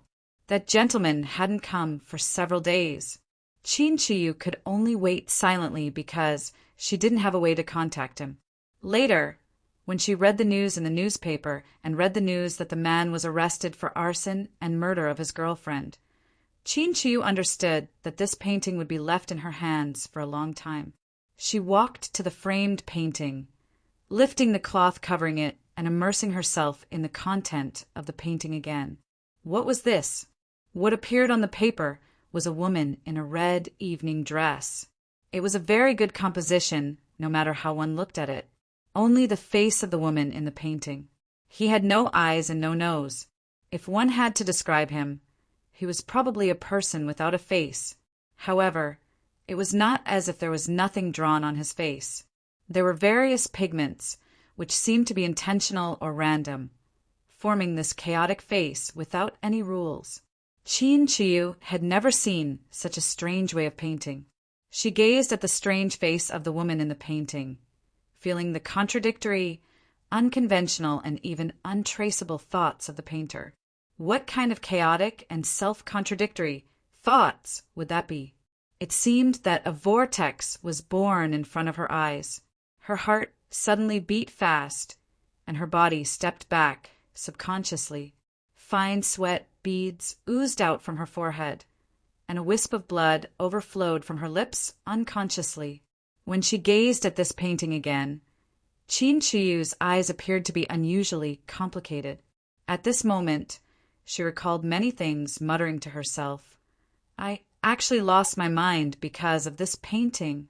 What kind of lunatic could make this painting that could make people crazy?" She recalled that she used to be called Yu Sanyang, Yen Yen Yen Yen PS1. This is the second chapter, 2 halves, of yesterday's tipping. PS2, 10 o'clock or 11 o'clock, there's one more update. PS3, continue to ask for all kinds of tickets. Chapter 105, Genius remembers love in 1 second divided by little. We provide you with wonderful novels to read. When he returned to the club in the evening, Yu Yi had already put on her usual maid costume. Perhaps the club's boss didn't particularly like the modified nun costume, or maybe he didn't like it. So Miss Maid took it off when she felt that its freshness had worn off. Luocho walked to the corner of the room where the gramophone was. He was picking out vinyl discs from the cabinet and suddenly talked about what happened during the day. After Miss Maid heard it, she smiled slightly. "How do you feel, master?" Luocho carefully recalled the scene before and after. "It should be a little resistant to me." Yu Yi nodded and said softly, "Although I don't know why the soul hidden in the bone was formed, it must be very weak." Seeing that Miss Maid could answer his question, Luocho put down the vinyl discs in his hand and walked to the counter and sat down. Yu Yi poured a glass of water and pushed it in front of Luocho. Then she continued, "If Master is compared to the light source, then the weak soul is like a shadow. It's like the shadowless lamp on the operating table. Can the shadow still be contained? So it's afraid of me?" Luocho was stunned. Yu Yi said softly, "A more scientific way of saying is that Master is like an individual with a strong magnetic field. How dare these weak electric waves approach you?" He had thought that there was some unspeakable secret or something like that. Who would have thought that in the end it would be such a simple answer? Luocho was stunned and played with the water in the glass. However, if that soul also chose to enter Miss Zhang's body, it seems that Miss Zhang herself should be the kind of person who is particularly easy to attract ghosts and spirits. Luocho thought for a while, something like psychic or yin-yang eyes. That should be the case in the East. Yu Yi nodded, or just a stronger sense of perception than ordinary people. Will Zhang Qingrui be affected? Luocho asked. If it can't last for long, it must be weak. Yu Yi said in an intellectual voice, "After all, it takes a lot of energy to influence a living person's movements. But it seems that if it can't even communicate with Master normally, it's probably the kind of soul that can be annihilated at any moment. Therefore, I think that it won't be long before it will be strengthened by Miss Zhang's. Well, the East should be the Yang energy. It will be worn down by Yang Qi. Luoqiu didn't say anything. He knew he was weak, but he still attached himself to Zhang Qingrui's body without hesitation. It was trying to express something important. Under the stairs, there was something hidden behind the steel door. Boss Luo was deep in thought as he sipped his water. A gust of black wind rushed into the club. It spun in front of Luoqiu and quickly revealed its true form. Onyx Soul, Taiyinzi yo. Greetings to Master, yo yo yo. Rock and roll. Puff. It wasn't a close call, but Boss Luo, who choked, coughed a few times. Miss May didn't care about anything else, taking out a handkerchief to wipe the water around Master's mouth. Taiyinzi saw the appearance of the club's gang leader. His arm that was making the classic hip-hop gesture froze. Let's review this magical scene again. The old ghost, who had been imprisoned for 500 years, had a huge and exaggerated afro hairstyle one day after he was released. His shriveled body was also wearing a fancy long shirt with open lapels. As for his lower body, it was completely smooth and close-fitting tight leather pants. Such an old ghost said yo in front of you. What the F asterisk CK yo. At the very least, he should shave off that catfish-like beard that hangs down from his face. Boss Luo, who had never seen such an eyesore, coughed a few times, and his choked throat felt a little better. Taiyinzi, what are you doing? Boss Luo heaved a heavy sigh, touching his face to make himself more energetic. Taiyinzi heard the club's owner's question, saying quickly, Yo, master, you don't know yo recently, yo. Don't F asterisk king yo. Yo, your sister. Taiyinzi was terrified. Even you looked at her owner subconsciously. In the short period of their relationship, it was the first time she heard such strong emotions from her new owner. To put it simply, it was the first time Boss Luo scolded someone. Luoqiu heaved a heavy sigh, saying quietly, say it, be normal. Yes. Taiyinzi, who didn't dare to show anything, hurriedly made a bow with his hands folded in front. After regaining some of the ancient style, he said carefully, I think that if I want to find a suitable investor, I must thoroughly understand the trend of today's society. There was a leader in this country who said it very well, and I deeply agree with him. That is to keep pace with the times. Speaking of this, Taiyinzi glanced at the club owner who had closed his eyes and then looked at the servant girl who was standing beside him. This little girl's face has a smile that is not a smile. Just looking at it makes this old Taoist panic.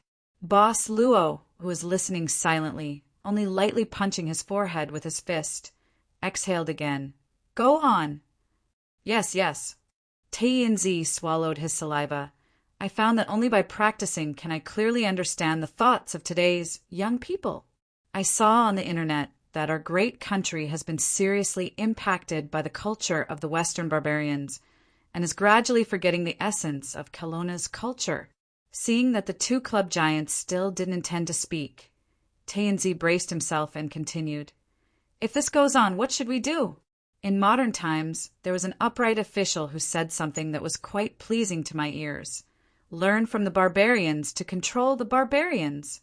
So I practiced it myself, changed my appearance, and blended into the Western barbarians' culture.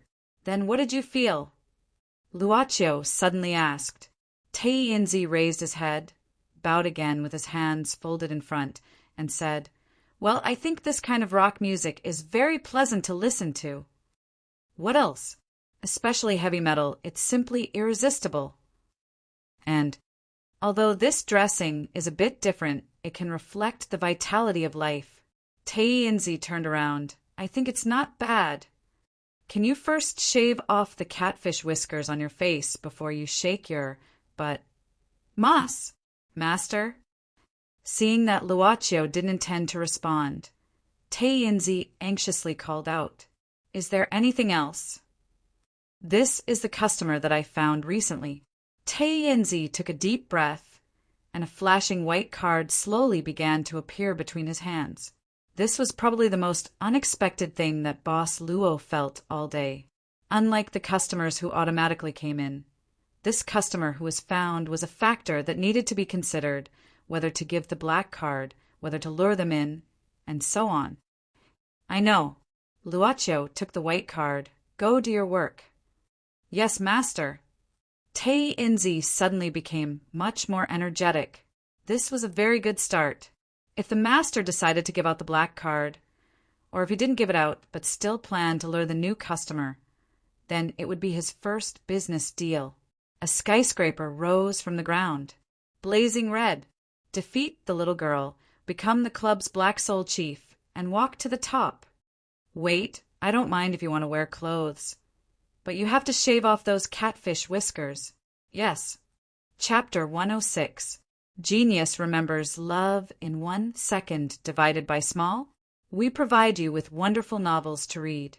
But it had to be said that Tei Inzi was adapting to this era at a very fast speed, although there might be some mistakes in the adaptation. A Black Soul envoy was probably the club's favorite. Luo Chichi seemed to have heard the laughter from the altar on the 3rd floor of the basement. He pressed one corner of the white card with his finger, while the other corner was against the counter. The 2 upright white cards slowly rotated in front of Luocio. Luocio chose to watch the content of the sugar daddy with Miss made this time. Along with the rotation of the white card, some small pictures were broadcasting in the air, the sugar daddy's recent life. It didn't take a long time. Suddenly, Luocio wanted to know what Yi thought of the sugar daddy from the perspective of a maid who had served for 300 years. He asked, "What do you think of the sugar daddy?" Yi thought for a while and said, "I'm afraid the sugar daddy can only provide lifespan and soul. Of course, if it's just simple things, we can also include the unhealthy organs of the sugar daddy." Yi was not interested in the sugar daddy, or it could be said that she didn't even have any interest. She shook her head. It seems that Tei Inzi needs to go back in time to judge the sugar daddy. The new boss, who had gradually become familiar with the club's business, was silent for a while and suddenly asked, "Is this also the way to judge the sugar daddy before?" Yi said softly, "Yes, we wait for the customer who enters or the sugar daddy that Black Soul is looking for. The former sugar daddy will give out the black card when he thinks it's possible." Luocio asked again, "Have there been any mistakes in the process of the transaction?" For this unexpected question, the servant girl looked at her new master in puzzlement, but she also carefully pondered the meaning of this question. She replied cautiously, "We calculated the possibility that the customer has to pay, and in the end, it is basically consistent with the initial judgment." "Do you remember Jiang Chu?" Luocio said softly. At that time, the white card brought by Black Soul number 9 determined that this soul was above average. But in the end, what we obtained was a soul that had already become of high quality. Yi nodded and said, "Yes, that is an unexpected change." "Why?" Yi was stunned for a moment before she thought about it carefully.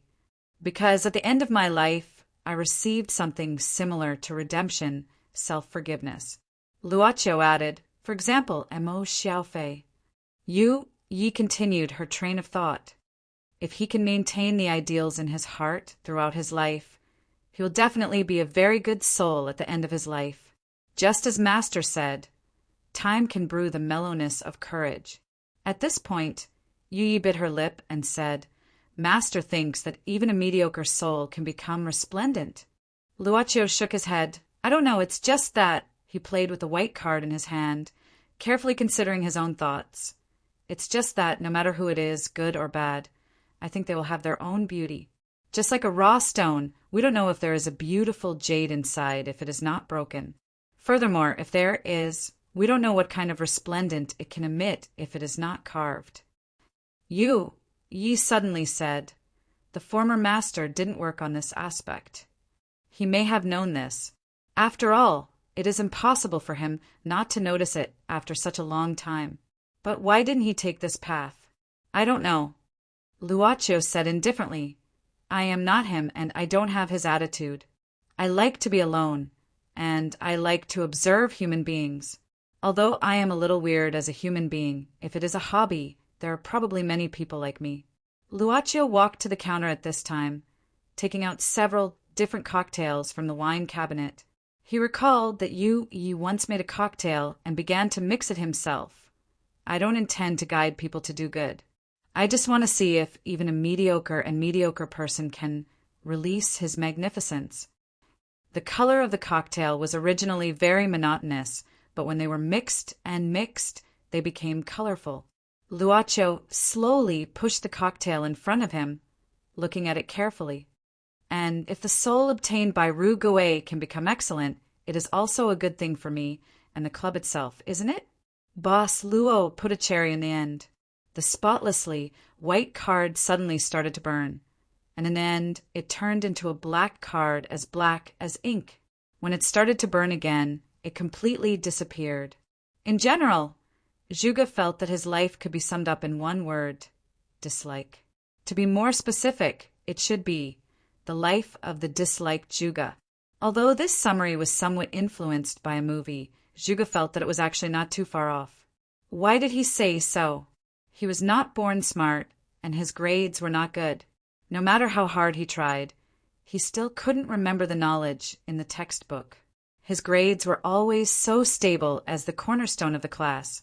The accumulated fat over the years seemed to be impossible to remove. He was almost an insulator for women during his school days. There were also times when hormones were impulsive. I'm sorry, I like cute boys. I'm sorry, I like cute girl paper. I'm sorry, I'm a cute boy paper. Sports, no. Beach? No, I once drowned, I'm afraid. Drink together? I'm sorry, I don't drink. Big healthcare? Without an experienced driver to lead the way after work, he went home. In his phone's address book, there were only his parents' phone numbers and his boss' phone number. There were no extra phone numbers. He had no friends, no girlfriend, no high salary, lived in a cheap rental house, and was already considered a compliment for his looks. There were no activities to pass the time. Sometimes when he went home, he would stare blankly until late at night. In the middle of the night, he would hug a pillow and cry while watching Clannad. The next day, he would wake up in a hurry and often miss the bus, and then the whole day would seem to be terrible. Anyway, with Nanako, I won't feel lonely. Juga laughed foolishly. Don't misunderstand, this was Nanako, not Nanako, nor Raimai Nanako, but Nanako, a virtual character in a mobile game. Nanako is the best, super tall. Juga, who was busy interacting with a cute girl on his smartphone, sat down on the single bed that occupied half of the room. He didn't notice that his huge body was pressing down on a black card that appeared here without him knowing. Why was he despised? In short, it was disgusting to stay at home. Yen PS. Daily request equals. Chapter 107. Genius 1. Second, remember love. /go. /little. Sure, Net provides you with wonderful novels to read. In the subway car, Juga looked at the empty seat next to him. On the left and right, there was a girl on each side. One was relatively ordinary and the other should be called ugly, but he didn't sit on the empty seat. She watched as the ordinary-looking girl shifted her position and hugged her handbag tightly. Then, she watched as the other ugly girl tugged at her skirt and shifted her position. She looked like she wanted to make more space for him, but he better not sit down. Juga hesitated for a moment, but the empty seat was quickly taken by a young man. Juga was silent for a moment and silently walked to the corner of the car. He sighed softly and subconsciously turned on his phone. Love and Live. This was a beautiful girl's mobile game equipped with a live 2D function. Juga spent half of his salary on this game almost every month. More functions were unlocked. Items could be purchased to increase favorability. More attire, more scenes, but not more poses were unlocked. This was a mobile game that was purely for love. Moreover, Nanako was so pure and kind-hearted that she didn't know how to judge people by their appearance. She was even so considerate. He couldn't bear to blaspheme her. Putting on his headphones, Juga sent out the present he got this morning. Hanako said, I'm so shy. Did Juga eat breakfast today? Input method, yes. Nanako, what did you eat? According to the statistics, Juga's breakfast this week didn't seem to be very healthy. Pay attention to your diet. Input method, NN. Nanako, and do more exercise. Input method, NN. Just like this. Juga completely forgot about the time. In the gradually crowded car, the long-standing time unknowingly came to an end. When they arrived at the station, Juga hurriedly went out of the gate. But for some reason, as if he was pushed by someone, he directly fell to the ground. The phone in his hand suddenly fell out. The clumsy Juga at this time burst out with terrifying agility. Using the strength of his legs, he ignored the painful consequences and finally caught the phone. The people who were rushing to work didn't pay much attention. As for the one who paid attention, at this time he frowned. Tae-inzi frowned. Since Juga went out in the morning, he actually frowned, because this guy, he really couldn't stand it anymore, so he secretly kicked him. But work still needed to be done. Tae-inzi at this time turned into a gray fog. Ordinary people couldn't see it, although it was gray. This gray fog easily wrapped around Juga's body. Not long after, Juga returned to the company. It was a very simple snack company. As for his position in this company, clerk. Writing clerk to do odd jobs. Juga, help me print this document. Juga, please help me order 5 lunches. We are in a meeting. Juga, I sent some samples. You go and bring them back. Basically, there was no room for promotion in this kind of job, right? Juga, who came back with a box of snack samples, wiped the sweat on his forehead. It's already so late? Juga subconsciously looked at the wall clock on the wall. It was almost 1:00. There were only a few people in the office. Oh no, I have to give Nanako lunch. Phone, where's my phone? Juga was stunned. That was something that basically never left his body, but now it was not in his pocket. He couldn't help but feel a little anxious, and hurriedly went back to his seat to look for it. No. Where is it? Suddenly, a familiar voice rang in Juga's ears. Because of the lunch break, the office was relatively quiet, so he immediately heard it. Juga, I like you the most. No, Juga is the most handsome person. Juga, you are so awesome. It seemed that the volume was deliberately turned up to the maximum. Not only could Juga hear it, but also a few of the colleagues who were resting or eating in the office could hear it. Nanako's voice. Juga's heart suddenly panicked and subconsciously looked at the source of the voice, a colleague. To be precise, it was a salesperson who was good at business and was valued by his superior. He was playing with his phone, and at the same time he was laughing. Although it was not very loud to Juga, the laughter was extremely harsh. It was 10 times harsher than the horn at the intersection blocked by the traffic lights. Give it back to me. Juga had no time to think about how the other party knew his password. Now he just wanted to take back his things. Don't be so stingy, I just borrowed it for fun. The colleague laughed carelessly. I usually see you holding a treasure. I am curious. Give it back to me. Juga was rarely angry. Or it should be said that ever since his colleagues got used to this clerk, they had never seen him angry. But at this moment he was furious. Love, go, little, say, W.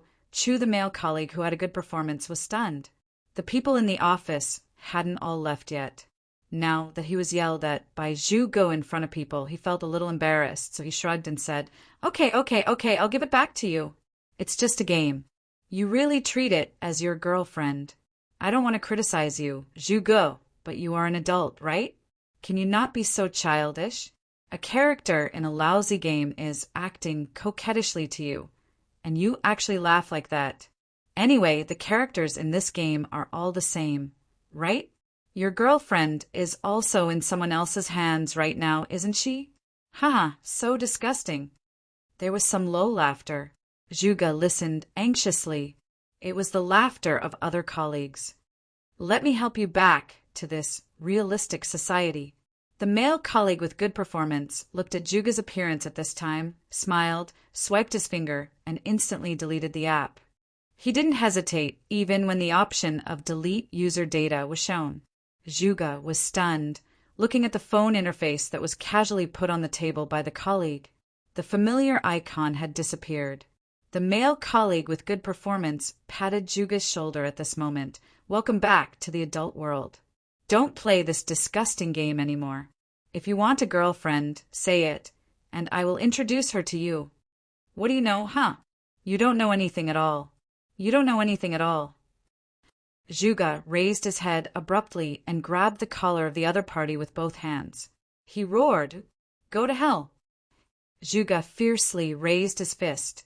Unexpectedly, before he hit the opponent, he was indeed stepped on by the opponent and pushed fiercely, so he fell back to the ground. The male colleague now said expressionlessly, "I'm sorry. I shouldn't have deleted your app. I'm really sorry. I'm really sorry. Juga, can you forgive me? How much money did you spend on this game? I'll compensate you well. I'm really sorry. I didn't know this game was so important to you, and I didn't know you really took a virtual character in the game as your girlfriend. You're too much. Is it good to make fun of people like this?" Zhu grabbed his phone without saying a word, lowered his head, and rushed out of the office. At the same time, the other man kicked his feet, and the pulley on the chair sent him to the side of the male colleague who had a good performance. The male colleague with good performance gave a start, shrugging. "I didn't want to do this. I don't know why I couldn't help it. It's strange. But if you can't stand it, then you deserve it. What's this called again? Glass heart? Ha ha ha, your reason is awesome." Hiding in the back staircase of the company, Zhu kept poking at his phone screen. Damn it. Why didn't I connect to the account in the beginning? Nanako! It was as if he suddenly lost his mental support. Zhu squatted on the stairs, lowering his head, looking at his phone screen in a daze. That person. It's that guy, that despicable guy. It's all his fault. It's all his fault. It was like a voice in his heart. Why did you laugh at me? I didn't offend anyone. I've always been obedient. Why did you laugh at me? Make fun of me? Why? Who did I get in the way? Why did you also make my Nanako? Zhu hugged his head, and many voices kept emerging in his heart. Many thoughts that were filled with hatred kept surging out. And in the end, they were like countless threads intertwining with each other. All of his thoughts were twisted into one. Was this world not good enough? Is it unable to accommodate me? Do you want to change it? To change this unfair world? To change these to punish those who laugh at you? The strange black card was slowly born in the flame. Zhuga's eyes lost focus, and the old voice seemed to be beside his ears. Make a wish as long as you make a wish, money, power, status, women, everything. His finger touched this strange black card. In front of him, it was as if the world was spinning, and suddenly everything turned black, and then it became bright. The ancient pinewood door was in front of him, and an inexplicable force made him step forward, push open the door, and walk in. "Welcome, respected guest. May I ask if you need anything? I only want someone who can understand me. I only want Nanako to return to my side." Looking at the new customer who directly said his wish because of the successful induction, Taienzi, who had also returned to the club with the help of the black card, was stunned. This script is wrong? Is this trash sick? What the hell is this? He only wants this kind of thing. This is different from what I expected, isn't it? Taienzi couldn't help but look at the boss of the club. However, this kind of childish request had no value in the transaction at all. Taienzi couldn't help but feel a little embarrassed. Could it be that the first step of the performance was only this kind of trivial result? However, Luocio didn't say anything, but just said indifferently, "Is it enough to simply restore the data?" Zhuge suddenly became absent-minded. "I want the real Nanako, not the data. Only Nanako can understand me, not look down on me, know how to care about me and be willing to chat with me. I want the real Nanako. I'm willing to give my all, my everything, including my soul." Zhuge suddenly felt a little pain in his head, and when he came back to his senses, he found himself in the small room he rented. Did I have a dream? He smiled bitterly, feeling as if he had just had a strange dream. That guy with the clown mask, and that strange parchment that burned in front of him. Soul. I actually said that kind of crazy words. Juga shook his head in self-mockery. He took out his mobile phone in low spirits. Could he only download the game again? But even if he played it again, it would be another person, right? It would no longer be his Nanako. At this moment, the phone suddenly emitted a strong brilliance, projecting a beam of light toward the corner of the room. In the beam of light, some colorful spots that could be seen with the naked eye were slowly gathering together. Gradually, it became clear, gradually became real, and gradually became a human. Nanako! What appeared in front of him was not a projected live 2D image, nor was it an image that could be created by any 3D technology. Instead, it was a real, living person who knew how to smile. I am not dreaming. Yen yen yen yen PS. Today's update is complete. Looking for recommendation tickets. Looking for tips, yo! Chapter 108. Genius remembers love in 1 second divided by small. We provide you with wonderful novels to read. Because it was only around 2 p.m., Luochio didn't eat the lunch prepared by Yu Yi after finishing the deal with Juga. Instead, he returned to Professor Qin Feng's villa. For Juga, it might be a long spiritual journey, but for Luochio, it was just a conversation. Of course, it didn't stop at this conversation. We'll meet again. Luochio's premonition in this aspect started to become more sensitive. The premonition and the sensitivity of the sixth sense were probably obtained with the increase of the number of deals. Luochio appeared at the back of the villa. Because there was a guest coming to the club at noon, he just made an excuse to leave. Walking around the old walls covered with emerald green Boston ivy, his gaze would always inadvertently fall upon it. Because he always liked this kind of scenery full of the charm of the times. However, in one of the windows on the 3rd floor of the villa, there was a figure. Whether it was intentional or unintentional, her gaze seemed to have landed on him. That should be Qin Chiyu's room. She stood on the edge of the windowsill. This beautiful female painter didn't seem to go out early as usual today. Luochio and her eyes met unexpectedly, but Qin Chiyu turned around and left, disappearing from the small angle of the window. What was she thinking? Because of his better eyesight, Luochio could clearly see a bit of sadness and indifference on Qin Chiyu's eyebrows, even though there was a layer of glass between them. The sadness and indifference was a bit like the coldness hidden in the servant girl's royal blue eyes when he first met Yu Yi. Qin Chiyu, Yu Sanyang. Boss Luo, who was thinking about this problem, reached out to the doorbell of the villa, but the door was opened instead. Qingrui Zhang walked out with a small satchel. She was surprised to see Luochio, and then she said, "Ah, the professor said there would be guests tonight and he had to prepare for them. Today's work will be suspended. I thought you wouldn't come back today." After all, the arrival of the customer and the arrival of the customer was not something that the merchant could accurately predict. Luochio knew that he had indeed left in a hurry an hour ago. Yes. He nodded. There wasn't anything left in the villa, so Luochio didn't plan to enter the villa again. "Then you. It's fine," Luochio said casually. "I can walk by myself. It should be convenient to take a car." Zhang Qingrui seemed to be in a good mood, perhaps because she didn't have to do the boring homework for half a day. She joked, "How many times have I rejected you? Being rejected by you like this is really too much for me." "It's still early for dinner, don't worry." Zhang Qingrui was surprised, and then she chuckled. She seemed to be in a better mood because of such a simple conversation. It seemed that they weren't even friends, and they were classmates at best. But unexpectedly, it was easier to get along with her than with anyone else. She didn't even need to care about anything. Shaking her head, Zhang Qingrui said goodbye and left with the car. "See you tomorrow." "See you tomorrow."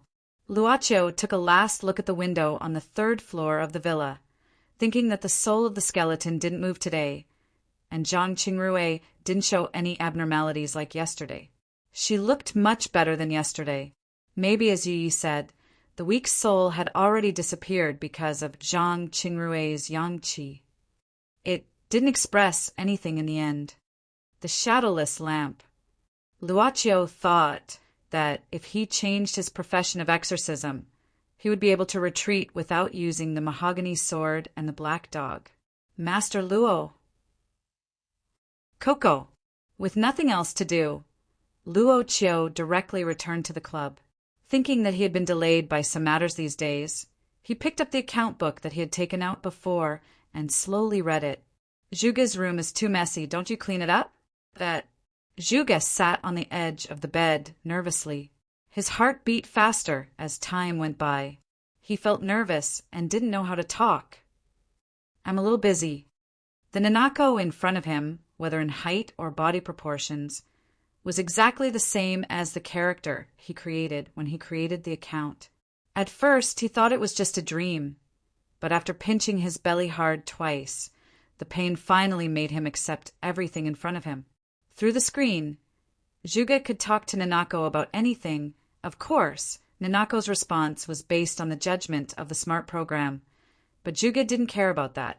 But when there was no screen and the live 2D character became a real individual in the three-dimensional world, Zhuge found that he seemed to have become stuttering. How stressful, looking at Nanako bending down to clean up the messy items on the cabinet. Zhuge couldn't even move his eyes away. A girl in such a messy room was carefully cleaning it up while scolding softly, saying words of reproach but gentle. This kind of development was really Zhuge was so scared that he quickly drank a bottle of 2016 Coke to calm himself down. Descending from the sky, my goddess script?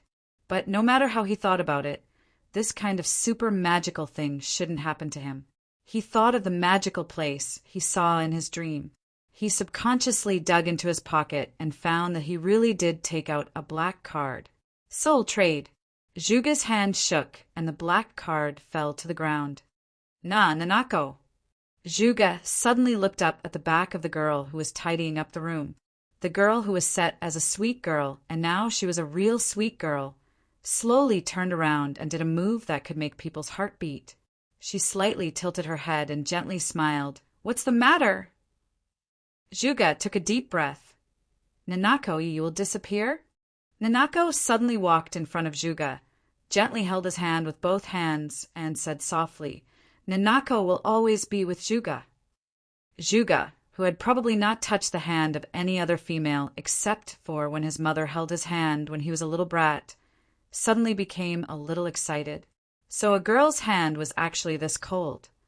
But if she would always be with him, in that case, even if he offered his soul, it seemed to be, I'm willing. Are you, Mr. Luoqiu? It was the next day. Luoqiu punctually came to Professor Qin Feng's villa as usual. But when he intended to press the doorbell, he was stopped by someone, a middle-aged man in a suit. He didn't get fat, but the wrinkles between his eyebrows could be seen. Luoqiu didn't find this man's memory in his mind. He gave a start and nodded, Yes, I am. The man also directly pointed out his purpose of coming. It's like this, we found out that you are a friend of the eldest miss. So we want to ask Mr. Luo, what was the last thing you saw our eldest miss yesterday? What? Miss has been missing since yesterday. She didn't answer the phone and didn't come back all night. She's completely uncontactable. Our old madam is very worried. The man said seriously, So, if Mr. Luo knows something, please tell me honestly. Zhang Qingrui is missing? Yen PS1. If there are no accidents, this book should be on the shelves on August 5th. Originally, it was planned to be on the shelves on August 1st, but I'm a scumbag, so after I made this request, I stubbornly pushed it to August 5th. It should be a good stinging to the editor's eyes. Master Winnie is begging for a beating. Smiley face. PS2. The reason for postponing it to August 5th is that I'm not confident enough to know how many people will like my stories. On the other hand, it's a benefit for those readers who have supported me all the time. Anyway, there's a big gap between publishing on August 1st and 5th, which will hurt the author a lot. But if you like my stories, why don't I strive for a few more days for you? PS3, because I've postponed publishing, so I can only ask for the monthly votes of next month in advance. The publishing on August 5th can't beat the previous ones, but I only hope that the monthly votes won't be too bad. PS4, I love my readers you. Chapter 109. Genius remembers love in 1 second divided by little? We provide you with wonderful novels to read. The middle-aged man's name was Sher Shiji. Yesterday afternoon, about 2:30, I parted with Zhang Qingrui here. Luoqiu thought for a while. I haven't seen her since. 2:30 in the afternoon? Sher Shiji nodded, but suddenly asked, Why are you so sure it's 2:30 in the afternoon? Luoqiu said, Is it strange to have a habit of checking the time? Sher Shiji nodded again.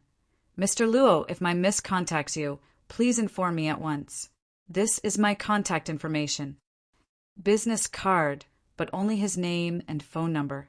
After Luoqiu received it, Sher Shiji continued, If you want to go in, you don't have to. There seems to be nobody inside. It seemed that Sher Shiji had been here for a while before he arrived. It was about 8 o'clock in the morning, an earlier time. At that time, Professor Qin Fong had already left. Even Qin Chiu was nowhere to be seen. Got it. Luoqiu answered Sher Shiji simply. Then, sorry to disturb you. After that, Sher Shiji walked along a path in the villa, disappearing into a corner. Not long after, a black car drove out from that corner. Luoqiu frowned. He didn't leave immediately, but walked along the wall for half a circle and came to the other side of the villa. He closed his eyes, and an ability that could be called mind's eye began to slowly cover the entire villa. This ability only appeared a few days ago. The range was not large, but he could use the mind eye to see almost everything within 20 meters. It felt like his sight was liberated from his body, a very wonderful, holistic ability. At this moment, Luoqiu's sight appeared at the entrance of the villa.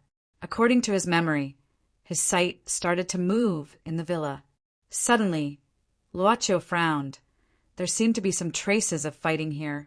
There was indeed no one in the villa. The skeleton in the studio was no longer there. At this moment, Boss Luo opened his eyes. There was no one around, and his figure disappeared. When he reappeared, he found some traces of a fight in the villa. In the hall of the villa, there were indeed traces of fighting. There were even some dried blood stains on a wall somewhere. The most important reason why Luoqiu chose to come in this way was that the stairwell with double doors under the stairs had actually been opened, and the bloodstains were right next to it. He pushed open the unlatched door. Unsurprisingly, the steel door hidden inside had already been opened. However, it was not just a narrow corner under the stairs as he had imagined. There was also a crude wooden ladder that led underground. Boss Luo didn't hesitate. He walked in and went down. It was about 3 meters underground. There was another door, but it had already been opened. Then Luoqiu walked in and found a corpse inside. The new boss of the club used to be a rather bold person. Since he became the boss of the club, his courage seemed to have increased by several levels. Luoqiu turned the corpse over. It was a middle-aged man with white hair, but it wasn't Professor Qin Fong. In the center of the relatively large underground space, there was a sand table with a diameter of 2 meters. On the sand table, there was a model of a complicated structure like a maze. There were many bookshelves and a large number of books on the 4 walls. Here, Luoqiu even saw many inharmonious things. Bronze mirror, luoyang shovel, flying tiger claws made of fine steel. All kinds of weird things, even animal hooves. As a university professor, Luoqiu naturally didn't think Qin Fong was a superstitious person. But these things hidden here didn't seem to belong to a normal person. Even some ancient topographic maps and modern topographic maps were nailed on a corner of the wall. Looking at the sand table, Luoqiu was more or less aware of the strange pattern formed by the red lines in many places. Professor, could it be that you're an expert in reverse engineering? Frowning, Luocio walked to the front of a long-pieced table on one side. Besides a computer host, there were 3 display screens. At this moment, the pictures on 2 of the display screens showed the villa's garden and the scene inside the villa. In this villa, Qin Fong secretly installed a lot of secret surveillance cameras. So, Qin Fong has seen the scene of Zhang Qingrui's strange behavior after being possessed. After listening to Boss Luo's narration, the club's servant girl pondered. Luocio, who was reading several books taken from the table in the basement of the villa, said, "I tried to read the surveillance records, but the records were destroyed within 1 day. It should be done by the professor, but the records of the day before were not." He stopped, raising his head to look at Yu Yi. The scene of me using my ability to move Zhang Qingrui should have been seen, but he didn't have time to destroy it. The person who destroyed the records should have left in a hurry. Yu Yi pondered. It's okay for the master to use his ability. Even if it's exposed, it's not a big deal as long as it doesn't spread widely. We just need to find the person who knows and make him forget about it. Well, I'm not worried about this. Luocio nodded. The servant girl said softly, "Master, are you thinking that the abnormality in Professor Qin Fong's home and Zhang Qingrui's disappearance are probably related to the same thing? Qin Fong, tumble, nameless skeleton, basement surveillance, Zhang Qingrui, soul. In addition, if there was a fight in the villa, Miss Qin Chiu, who lived with us, should know about it. But I didn't meet her." Luocio suddenly looked at Yu Yi. "Do you know? Maybe when I was in junior high school, I often peeped at some documents brought home by my father. Most of them were about some cases. Then I started to analyze them with great interest." Boss Luo showed a trace of a nostalgic smile. Maybe it's a habit formed from that time. "Now, I have a tendency to explore. Master, are you going to intervene in this matter? We have to find the professor first and erase his memory of my ability, don't we?" Yu Yi nodded. "I'll find out the whereabouts of the professor and Miss Zhang as soon as possible, as long as they're still in the city." Luocio didn't doubt Yu Ye's efficiency, or, to put it bluntly, her ability was much better than him who had lived for only 20 years. Of course, if he, as the club's boss, was willing, he would be the most efficient one. After all, the altar had the function of purchasing information with lifespan. However, it wasn't necessary yet. Therefore, because of his stepmother, Boss Luo, who had been good at housekeeping since he was a child, chose to do it himself, which was more cost-effective. Zhang Qingrui shouldn't be in danger for the time being. Otherwise, Shi Shiji wouldn't be so polite. Chapter 110. A genius remembers love in 1 second / small. We provide you with wonderful novels to read. Gu Yuzhai. Zhang Lilinfang treated her granddaughter, her only relative, and the real boss of Gu Yuzhai as her favorite. She was very nervous. Zhang Qingrui had always been smart since she was young. She would never disappear for a day and a night like this. Zhang Lilinfang didn't sleep all night. She was extremely tired. She didn't let go of the phone in one hand, while her other hand kept counting the jade beads on the Buddhist bead chain. Shi Shiji returned shortly after. Including Shi Shiji, his father, and his grandfather, they had been serving in Madame Zhang's family before the founding of the country. It was not the Zhang family that Shi Shiji married into, but when Madame Zhang was still the daughter of the Li family. "Madam, I'm sorry. We still haven't found any news of the eldest Mississippi." Shi Shiji looked at Zhang Lilinfang, who was still calm. He took a deep breath and said, "But we found Mrs. Carr, but it was parked in the parking lot of shopping mall. Later, I checked the mall's CCTV. Miss didn't pick up her car. She might have gone missing in the mall. According to the Mrs. temperament, there was no possibility of her joking at this time. I'm afraid this is a kidnapping. But even if it's a kidnapping, we haven't received any communication from the kidnapper yet." Zhang Lilinfang opened her eyes abruptly. This lady had been chanting Buddhist scriptures and eating vegetarian food for the past few decades. She had long lost the smell of gunpowder. However, at this moment, Shiji saw a touch of cold light in the lady's serious face. Back then, I left the capital as an orphan and a widow. It's been decades, and now I've finally raised a child. Do you really think that a widow like me is easy to bully? How dare you bully me? Zhang Lilinfang stood up abruptly. She was so angry that she shouted, "Even though I am an old woman, I am not dead yet." "Madam, please calm down." "I will." Zhang Lilinfang took a deep breath. "If I panic, it will only get worse. Shiji, for the next 2 days, until we find Miss, you will temporarily take over the shop. Everything will be normal. If anyone asks about it, just treat it as Miss not feeling well these 2 days and rest at home." Shiji nodded and said, "Madam, old Master Zhong still lives here. Can we ask him for help?" Zhang Lilinfang snorted coldly. "It's not time yet. No matter how long that old bastard's whip is, it hasn't reached this place yet. We're not sure of the situation yet. You can continue to search while we wait and see." "All right." Shiji nodded and quickly retreated. Zhang Lilinfang supported herself on the table and slowly sat down. With her hand on her forehead, she closed her eyes while her shoulders slightly trembled. Was she crying? Black Soul, no. Nine knew that this old woman was lamenting in her heart. He had always been here. Many days ago, he had been here, silently watching. Reason told him that he needed to open up new businesses for the club, but he was unwilling to leave. Seeing Zhang Lilinfang sobbing all of a sudden, Black Soul 9 moved 2 steps forward subconsciously, reaching out his hand to touch her, but finally stopped in the air. "Why do I feel so uncomfortable?" Black Soul number 9, how was at a loss. After you went out, Luocho came to the professor's villa again, coming to the hidden basement. Unknowingly, several hours had passed since he had entered.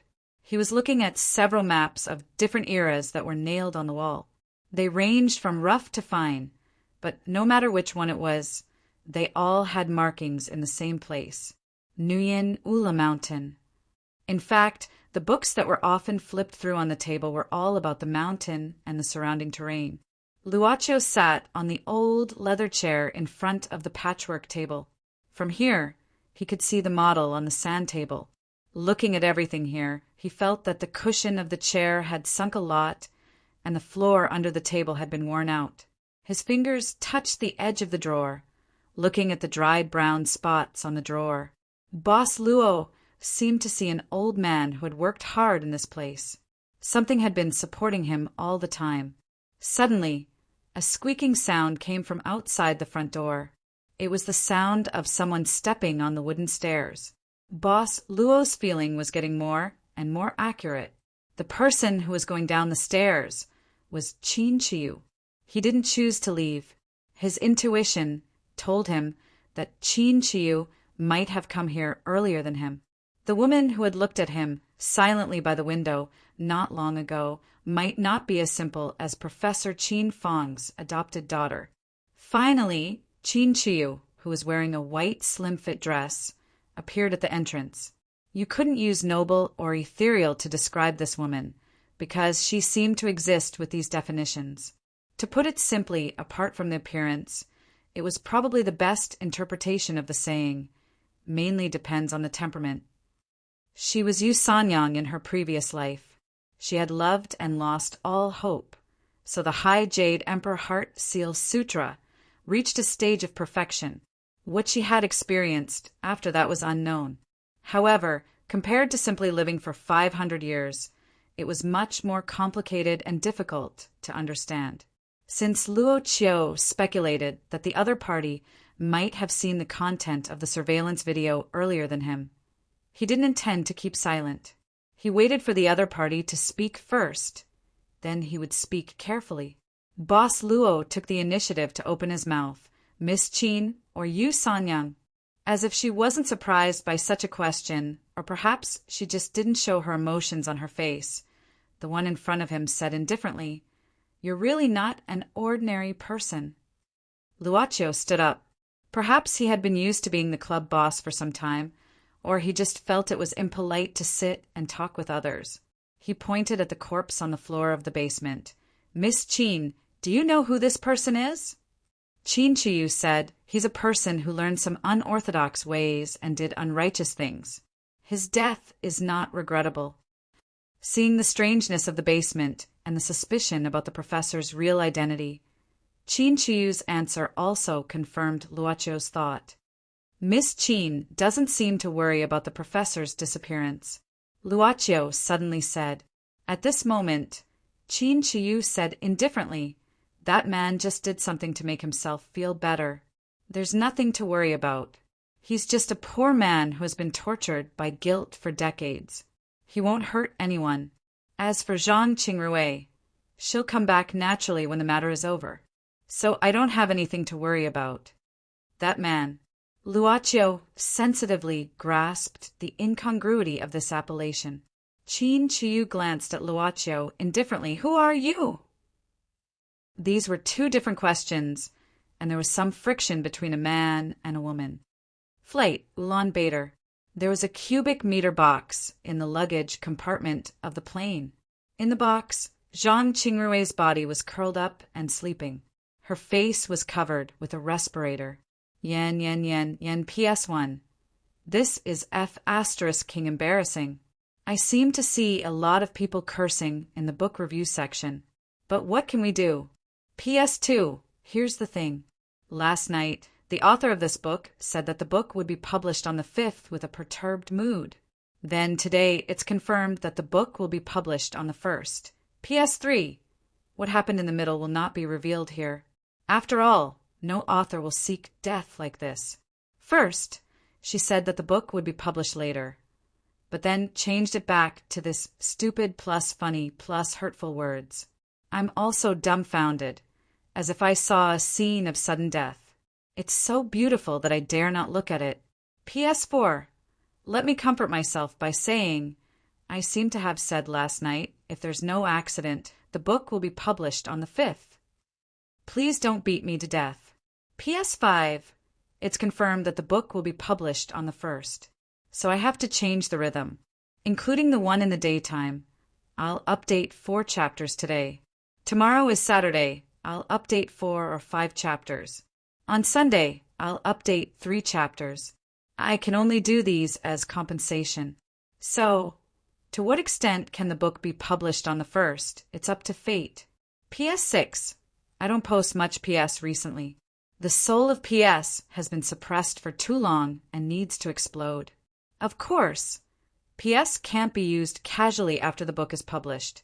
So the meaning of PS this time is there will be 2 more chapters before 12 o'clock in the evening. Finally, I beg not to be beaten to death. Chapter 111. Genius 1. Second, remember love /go /small. Sure, Net provides you with wonderful novels to read. A bit of heavy pressure existed in the trembling air. Boss Luo, who had always felt that the so-called momentum could suppress people and words were too exaggerated, finally overthrew his previous thoughts as he gradually transformed into an inhuman being and became more sensitive to touch. Luochio wasn't nervous, but felt a bit troublesome. For him, this heavy pressure was just a breeze. Maybe the other party just wanted to test him, so he didn't take it seriously. Or he really didn't need to be afraid of anything. Listen, if you want to solve every problem by force, you're a reckless man. Luochio couldn't help but think of his father's teachings. But if you want to solve the problem by force, you're an idiot if you want to solve the problem by force. Therefore, Boss Luo didn't understand the meaning of his father's down-to-earth double standard. I don't mean any harm, Luochio said softly, so he just chose to fight back. This was a contest on the spiritual level. Eye contact was enough for both sides to have a sufficient stage. Chin Chiyu had been cultivating for hundreds of years, so her sight was no longer a sight, but a spiritual horn. She could see through many hidden things in the world. So she naturally saw that there seemed to be a door standing behind this mysterious young man. What kind of door was that? It was a door that seemed to have absorbed countless cries of despair and was filled with piles of white bones.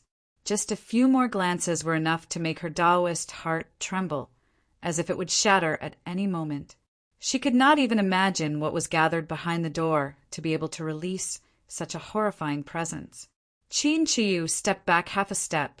A trace of panic flashed in her eyes, and a little bit of dark red overflowed from the corner of her mouth. In just a moment, her body had suffered a small loss. This was nothing.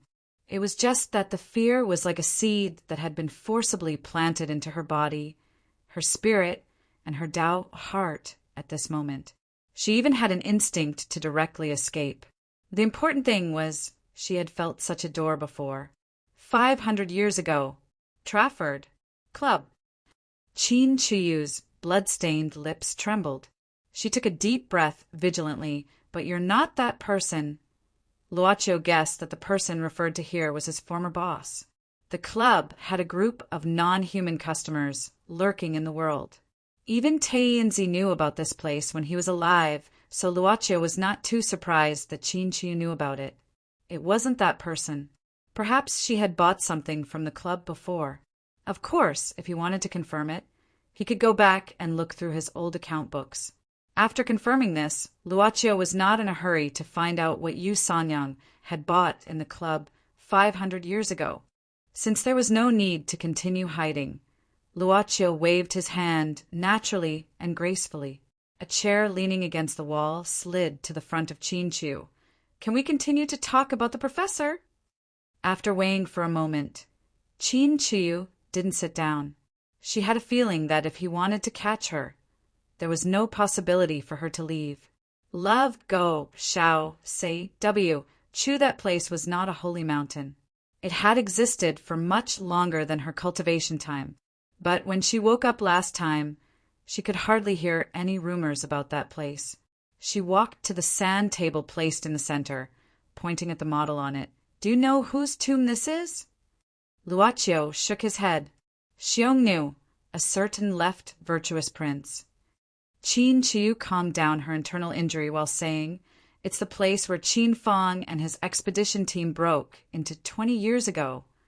The professor's job is indeed not a paleontology expert. He's a descendant of a traitorous family from the Ming and Qing dynasties. His apparent job is just a cover.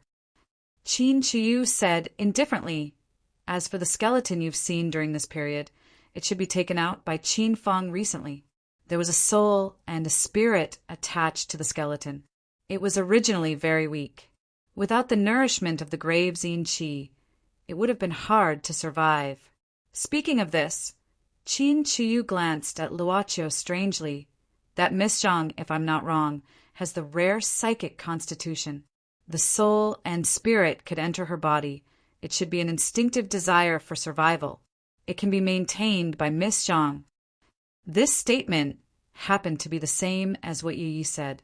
After praising his servant girl a little in his heart, Boss Luo asked, "What happened in the ancient tomb 20 years ago?" Qin Chiyu shook her head. "I don't know. That year when I woke up in the cave residence, I reached a new stage and needed to enter the secular world to cultivate again. I accidentally walked to that graveyard and saw Qin Fang and a person covered with blood crawling out of the crypt. That woman didn't survive, but asked him to take care of the young girl in her hometown before she died." Qin Chiyu shook her head. "I needed a new identity to enter the secular world. So before I transformed, I sent the young girl to a big family, and then she became Qin Fang's adopted daughter. You said he did that to make himself feel better?" Luocio frowned. Qin Chiyu said, "It seemed that he had been blaming himself for not being able to save his brothers in the ancient tomb. Maybe he wanted to take out the skeleton of his teammates." Qin Chiyu frowned. "I don't know about this. I just woke up. The above information was sorted out from the words Qin Fang said when he was drunk in the past 20 years. She looked at the screen on the table again. "These years he has been studying the ancient tomb here. This place is almost his lifetime's work, so he was extra careful. That day when he came back and saw the scene on the monitor, he believed that Zhang Qingrui might be an opportunity for him to enter the ancient tomb again. It was he who caught Zhang Qingrui." "Yes, and Qin Chiu looked at Luocio again. He also saw the scene where you used the power beyond ordinary people. This made Qin Feng start to doubt something, so he had to take the risk. Doubt. Last time, he seemed to enter the ancient tomb with some other people in cooperation, and then dug out the skeleton. Qin Chiu said indifferently there should be some disputes on the way, so Qin Feng secretly sent the skeleton away. He probably thought you were a member of the partner, but I didn't expect that the partner really did find us. Last night they were fighting here. Was this person killed by the professor? I was the one who did it. Of course I did it secretly. Qin Chiu said indifferently. After all, he took care of me all these years, so I've repaid part of his kindness. Luocio was thinking about the next step, so now he was silent. Suddenly the air shook a little. The club's servant girl stepped in front of Luocio. Seeing Qin Chiu, Yu Yi gave a start at first, her royal blue eyes slightly flashing. It's okay. Luocio waved his hand. She was also a customer. 500 years ago. That was even before Miss Servant Girl started to serve the club. Yu Yi nodded, then whispered in Luocio's ear. Master, I didn't find Professor Qin Feng, but I checked his boarding information last night at midnight. Where? Ulaanbaatar. Yen PS1. Third update. PS2. Entrusted by someone I can't refuse, so I recommend an indescribable quarterly novel, Infinite Collapse. This is a book with a totally different style from mine. Anyway, it's a quarterly novel. Anyway, indescribable. Chapter 112. Genius remembers love in 1 second divided by little? We provide you with wonderful novels to read. When Zhang Qingrui woke up, she found that she was almost lying on the ground. Why was it almost? Of course, it was because there was a pure woolen blanket on the ground. Above her sight was a dome like an umbrella, supported by a large amount of wood and hung with a white canvas. This was undoubtedly a yurt. Are you awake? Have something to eat. Following the voice, Zhang Qingrui saw Professor Qin Feng was holding a piece of flatbread, tearing it apart and putting it into his mouth. However, his eyes were fixed on a map spread out on the ground. In the same yurt, there was a smaller box. Inside the box was the set of skeletons. Her body was indeed in a state of hunger. Zhang Qingrui stood up silently, taking a piece of flatbread and a bowl of slightly salty milk tea called sateka by the locals. She quickly hid in a corner, eating the food in silence with fear and uneasiness. This was the third time she woke up. As for the previous 2 times, she was basically knocked out by Professor Qin Feng with a taser. But this time, she could only give up the idea of resisting temporarily. Tearing off a small piece of the cake, Zhang Qingrui looked at the box, subconsciously. Soul Bone's possession? Almost in a way of impact, she kept colliding with the concepts formed by the socialist science education she received these years. I am the key to enter the graveyard? Every time she fainted, Zhang Qingrui felt as if there was another person in her mind. Fragments of memories from long ago kept appearing in her mind. They were fragmented. They seemed to have no main line. They seemed to be trying to tell her a complete story, but they were not complete themselves. In the dream, she always had a feeling of wanting to cry. This kind of sadness that came from her heart and perhaps didn't belong to her kept stirring her heart even after she woke up. Theoretically, she was forcibly taken away by Professor Qin Feng, and there was no way to communicate with the outside world. The professor's means of confinement couldn't be considered as gentle, so she should be more frightened and frightened. However, it seemed that because she was about to reach a certain place, there was another kind of excitement hidden in her heart. Professor, why are you so insistent on going back into that ancient tomb? In any case, he wasn't a complete stranger. In the 2 years of Zhang Qingrui's life, Qin Feng, as one of the tutors in her college life, was a bit of an elder after all. She was afraid of him, but not to the extent that she didn't dare to talk to him. But Qin Feng was not like the customers in the antique shop she dealt with. He carried out this operation with a clear sense of paranoia, so it was naturally dangerous. There are some things I need to get back. Qin Fang was still looking at the map on the ground. Is it a rather valuable cultural relic? Probably because of her family background. Zhang Qingrui easily connected the unknown ancient tomb with the cultural relics. In fact, she had come into contact with people who sold cultural relics.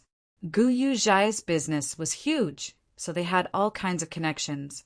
These connections were all made by her grandmother, but almost half of them were handed over to her. Things that could really be called good treasures were things that had long been covered in dust under the soil. As for finding such good treasures, it naturally required a more special and obscure professional. Unexpectedly, Qin Fang suddenly stood up. There are some warm clothes on the cabinet. You better put them on. We'll set off later, and the temperature on the grassland will drop to very low in the evening. After finishing his words, Professor Qin Fang opened the yurt, walking outside. When Zhang Qingrui woke up last time, she had walked out of this yurt. Surrounded by the vast grassland, the professor seemed to live in a house on the grassland. She didn't understand the language here, so she couldn't communicate with the owner of this house. She really didn't know where to escape to in this grassland. Zhang Qingrui didn't think she was a particularly strong girl, so her heart had long been in a mess when she encountered the current situation. On the other hand, an indescribable sense of excitement spread in her heart. She was vaguely looking forward to what was going to happen, as if this was something that could bring a stone to her life that had always been tranquil. First of all, I can't starve myself. Zhang Qingrui cheered up, quickly finishing the pancake in her hand and reaching for another one on the plate. This time, it was not only a pancake, but also a plate of mutton that she hadn't touched before. In the past, she would dislike the mutton's rank smell, but now she could enjoy it with relish. While eating, Zhang Qingrui had an idea. She didn't know what would happen next, so she quietly wrapped up a pancake and hid it in her clothes. Outside the yurt, Professor Qin Fang sat at the place where other people fed the sheep, lighting a Cuban cigar, silently watching the smoke rising into the clear blue sky, silently waiting for the grassland to turn cold. Just as he already knew, the altar's long-distance teleportation was very harsh on applications that were not within its business scope. It was like a vampire. The one-way journey to Curie Bader cost 10 days. After complaining silently, Boss Luo finally chose a one-day flight. Of course, there was no way to compare the efficiency, but according to Qin Chuyu's words, the professor wouldn't do any harm to Zhang Qingrui. In the departure hall, naturally there was no way to meticulously prepare food outside, or so you thought. But Miss Maid of the club perfectly explained the great significance of humans' invention of the food box. The Japanese-style food box had 3 layers, each containing exquisite food. Miss Qin, do you also need some? Yi asked Qin Chuyu, while placing the luxurious food boxes in order in front of Luoqiu. No need. Qin Chuyu shook her head, not only in front of Luoqiu, but also in front of this Miss Maid who claimed to be just the master's maid. Qin Chuyu could feel the enormous pressure, and this pressure would most likely not lessen for some time to come. I have something to ask the professor, and I don't want to delay it for too long. If the professor's destination is that ancient tomb, Miss Qin should remember it. Can you lead the way? Not long ago, after this club member clearly expressed his intention, Qin Chuyu could only agree, because this Miss Maid who was introducing the contents of the food box to her master seemed to be the most terrifying thing she had felt in the past 500 years, except for that door. It was like an abyss of cumulus clouds, and also like an unknowingly surging undercurrent. Yen Yen Yen Yen P.S. 4th update. Chapter 113. Genius remembers love in 1 second divided by small. Shua Net provides you with wonderful novels to read. The grass on the grassland withered and flourished with each passing year. Zhang Qingrui thought of such a poem miraculously. She was now in a Jeep Wrangler running on the grassland. The temperature difference between morning and night was indeed great. Zhang Qingrui wrapped her clothes tightly subconsciously. Since they entered the grassland, she had sensed more and more heaviness from the professor's eyes, and he spoke less and less. She didn't know how to describe it. She just felt that there was a trace of solidifying determination on the professor's body. The Jeep Wrangler drove for nearly 3 hours, and finally stopped in front of a pit. The professor locked the car and pinned the key on his neck. He was indeed a cautious person. Zhang Qingrui couldn't help smiling bitterly, not to mention her inexplicable desire to escape. The mere sight of the pistol carried by the professor had made her flinch. After that, the professor set up a field tent, picked up some dry twigs nearby, and skillfully made a fire to boil brick tea. Finally, he added some cheese, and the simple but charming aroma began to spread around the bonfire. Zhang Qingrui held the warm milk tea, sitting at the edge of the bonfire, watching the flames swaying under the strong grassland wind. She felt like a group of demons dancing wildly.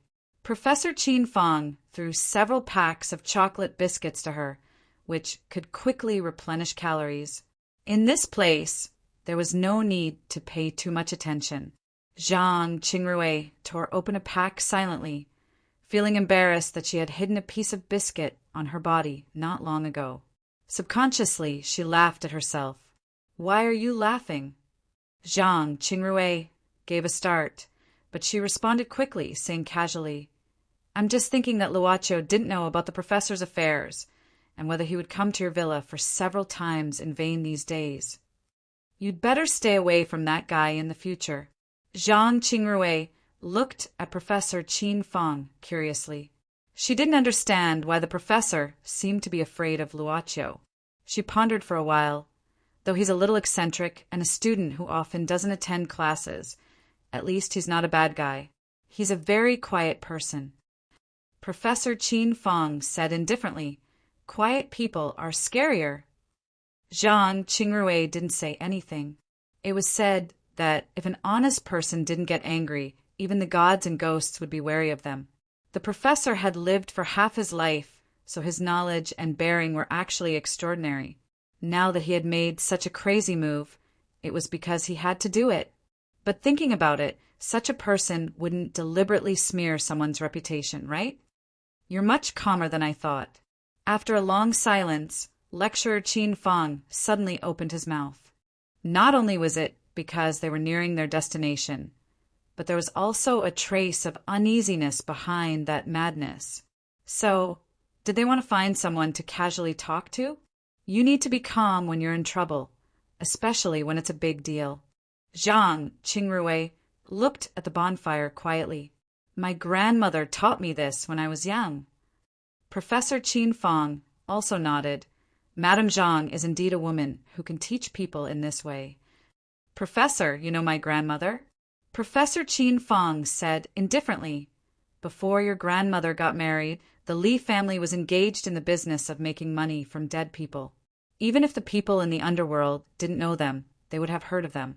You're the only successor of Guyu Zhai. Don't you know about this business?" Zhang Qingrui became silent, but Professor Qin Fong was obviously talkative now, so Zhang Qingrui plucked up her courage and asked, "Professor, who on earth did that skeleton belong to?" "I don't know either, but—" Professor Qin Fong frowned. This question seemed to have touched something in his heart. Zhang Qingrui looked at him nervously. But at this moment, bang! On the vast grassland, a thunderous sound suddenly burst out. Zhang Qingrui was startled. Before she could react, the sound had already sounded one after another. The bullets hit the ground, raising mud and dust that could be clearly seen under the light of the fire. Several strong lights shone from afar. Professor Qin Fong gritted his teeth, rushing to Zhang Qingrui's side. He grabbed her arm and rushed to the side, hiding behind a slope. In this case, even the great tranquility Qi was useless. Under the continuous gunshots, Zhang Qingrui hugged her head with both hands. curling up and asking in horror, "Professor, who on earth are they?" A group of unscrupulous guys, even more ferocious than lions and tigers. Professor Chin Fong said, squatting and looking ahead. "I took a detour to avoid them, but I didn't expect to be found by them." While speaking, Professor Chin Fong took a deep breath, pulling out a pistol from his waist and stuffing it into Zhang Qingrui's hand. "Now it's time to see if the great tranquility chi your grandma taught you is useful or not. No matter whether you can shoot or not. Shoot if you don't want to die." Zhang Qingrui gave a start, feeling the weight of the bullet. Then she heard the professor continue, "I'll count to 3, then rush to the car immediately. As long as you get on the car, you can at least escape." Ms. Zhang nodded with a pale face, taking a deep breath to stabilize her slightly trembling arm. She had to hold the pistol with both hands, nervously waiting for Professor Chin Fong's signal. 1, 2. Kicking his legs, Professor Chin Fong tore off his clothes, taking out another concealed pistol and firing several shots at the attacker. 3. Zhang Qingrui had no time to care about that. There was only one thought in her mind, which was to rush to the car as soon as possible. It was about 10 meters away, but Ms. Zhang, who had the habit of exercising, didn't find it difficult. But every second felt like a long time. Zhang Qingrui's heart had never beat so fast. She felt the hope of survival when she was about to touch the car. She looked back subconsciously, only to find that Professor Chin Fong had fallen behind her. "Professor!" Professor Chin Fong's face revealed an extremely painful expression. Suddenly, Zhang Qingrui was hesitating whether to continue running to the car or turn back to pull Professor Chin Fong. But at this moment, all the hesitation was unnecessary, because 2 men in off-road suits suddenly jumped out from behind the Wrangler. When did it happen? Perhaps he had already found his way to the other side of the car and hid there. Zhang Qingrui thought, but she could only retreat. The 2 men's expressions were full of haze, approaching her step by step, compared to the automatic rifles in their hands. Zhang Qingrui found the lethality of the small pistol in her hands was like a joke. However, she still pointed the tip of her spear at the other party, but the body of the spear was shaking because of the panic in her body. The 2 men glanced at each other, sneered disdainfully. One whistled while the other pulled the trigger directly. The bullets poured down on the soil in front of Zhang Qingrui, raising a burst of dust. The man seemed to want to toy with her. He kept shooting at her. Zhang Qingrui was like a cat standing on an iron plate. She tried to hide in fear, but the extreme joy was the opposite. Such teasing, which was close to humiliation, finally broke Ms. Zhang's tight nerves. Regardless of whether she knew how to shoot or not, eldest Miss Zhang, whose face had turned pale, pulled the trigger of the pistol fiercely and shot madly. Bang! Bang! Bang! The bullets fell beside the 2 men, giving them a fright. They were rolling on the ground, but eldest Miss Zhang had run out of bullets in less than 2 seconds. "Bitch!" Seizing this opportunity, the man who teased her at the beginning snorted, pulling out a dagger from his boots, rushing forward instantly. At this moment, the man's body suddenly flew out like a kite with a broken string, screaming miserably. Right in front of Zhang Qingrui's eyes, a figure came out of nowhere and knocked down another man in a few moves with his horrifying skills. She didn't have time to see the person's appearance clearly, but she knew it was probably a woman. Then she saw that the woman didn't intend to stop, jumping over 2 bow and heading to the other side. The scene in front of her was like special effects, which made Ms. Zhang stand still in a daze. But at this moment, there seemed to be footsteps behind her. Zhang Qingrui turned around out of instinct and pointed at the empty pistol in panic. "Relax. Luo luoqiu. Yen yen yen yen PS. It's still compensation for 4 chapters, 1/4. Chapter 114. Genius remembers love in 1 second divided by little? Sure, Net provides you with wonderful novels to read. Zhang Qingrui felt her brain, went blank for a long time before she reacted. Several miserable screams came from the front. Why are you here? Thinking that her first question was similar to that of Boss Luo, he answered quickly, I'm here for the professor. Recalling the professor's warning words not long ago, Zhang Qingrui stepped back, subconsciously. Don't think too much. Luoqiu glanced at Zhang Qingrui before turning around. Zhang Qingrui followed his line of sight and saw something. It gradually became clearer in the night under the remaining firelight. It was the beautiful girl beside Luoqiu, whom she met on the plane. His girlfriend? She vaguely remembered that the girl's name was Yu Yi. The last time she saw her, she was dressed very fashionably with an unforgettable temperament. This time, she wore a thin black long-sleeved shirt, a pair of camouflage mountaineering trousers, and a pair of mountaineering shoes. Quiet as an orchid, moving as a rabbit, these words were used to describe her. But anyway, what really frightened Zhang Qingrui was that Yu Yi walked back slowly, but behind her on the ground, 3 men's bodies were automatically dragged behind her. Luoqiu knew that he only knocked them out.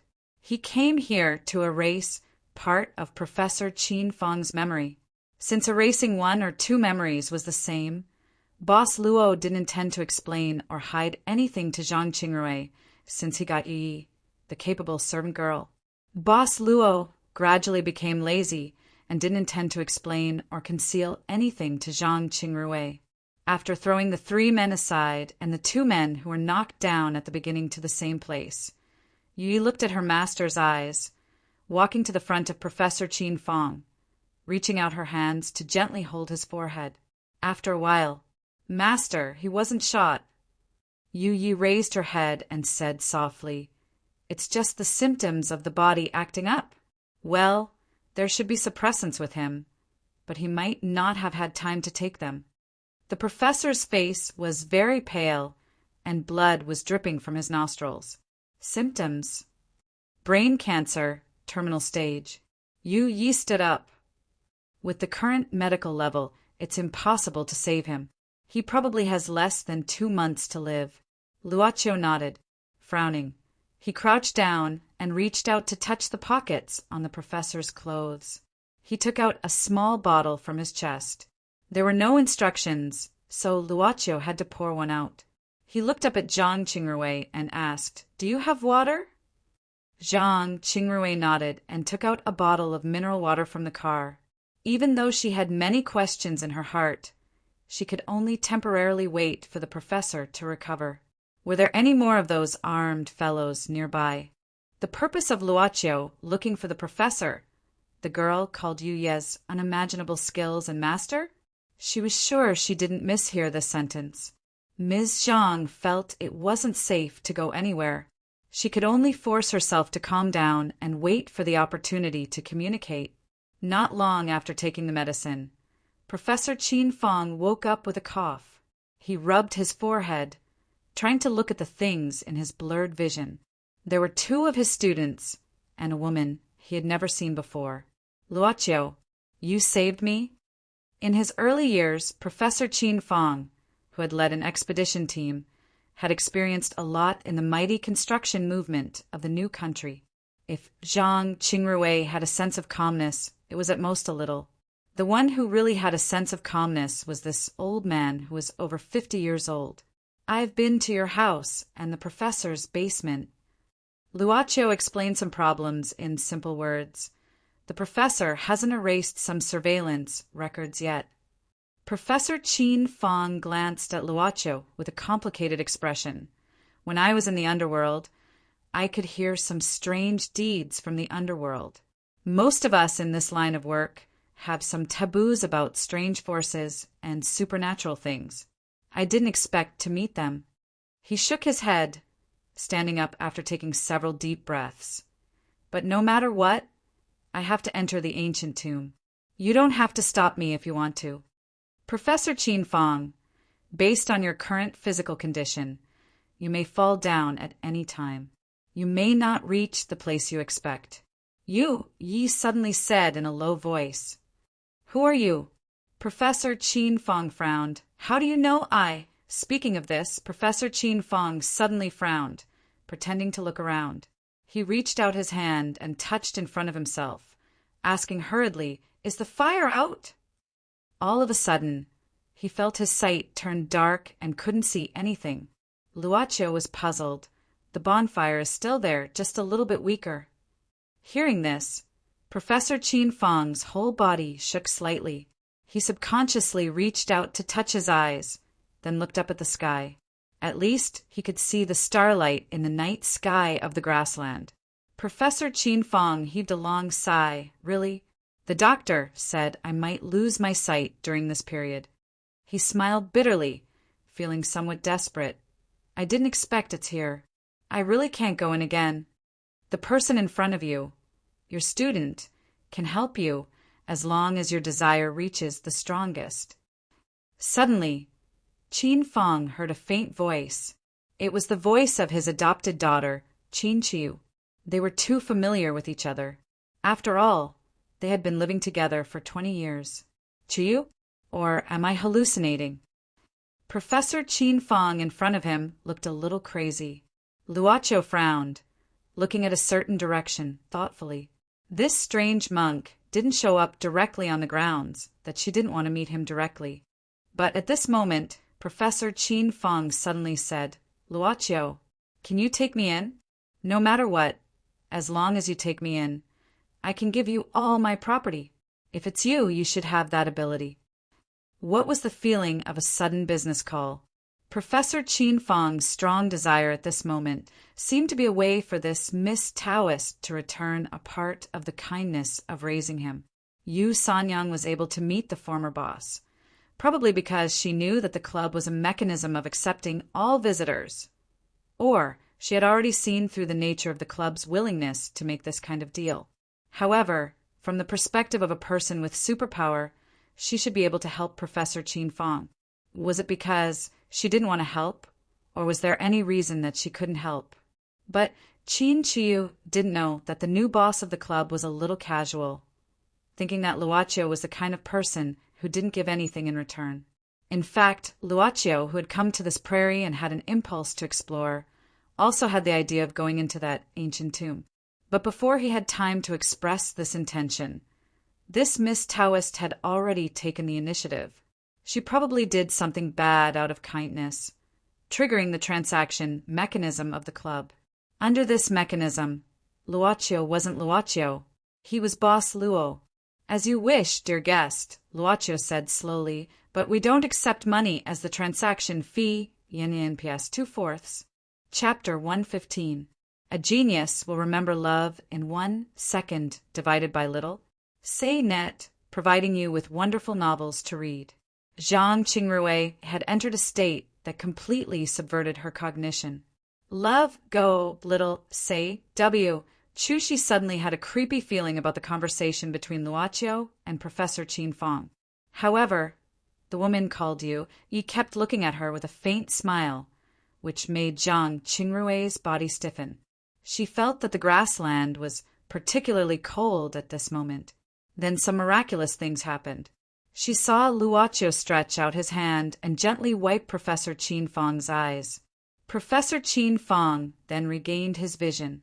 This rapid change made Zhang Qingrui feel like those who sold fake medicines on the street and played a double act with a shill. But of course it was not fake. After Professor Qin Fong regained his vision, he became silent. Not long after, Professor Qin Fong suddenly walked towards those who were beaten to the ground. Zhang Qingrui saw a trace of gloomy expression on the professor's face, asking subconsciously, what does he want to do? You'd better go back to the car, Luocio said indifferently, but if you can accept it, it's okay to watch. Zhang Qingrui opened her mouth, but soon understood the real meaning of the sentence. Professor Qin Fong shot one by one on the forehead of these fallen men without hesitation. Simply speaking, he was killing them. She once heard from her grandmother that some of those who were in this business were very rampant. It was common for several people to die, and it was also not uncommon for a group of people to be killed. But her family only needed the buried treasures and didn't care about the rest. Of course, it was much more civilized now, but the dangers of this business had never disappeared. Ms. Zhang had lived for at most 21 years. How could she be said to have mastered the skill of calming down? At this moment, she restrained herself from screaming. She felt that this was the best result she could give to her grandmother. At this moment, Professor Qin Fong walked back. His face didn't show any trace of killing. He said calmly, "They have more people. I suspect that they may have been waiting near the entrance of the ancient tomb. If these guys don't send a message back after a while, the people over there should be aware of something. Rest assured, Mr. Qin. Ye comforted him on behalf of her boss. Since we have promised you, we will naturally fulfill your wish. Then let's go." Professor Qin Fong nodded. After a moment of hesitation, he asked, "Is Chiu also nearby?"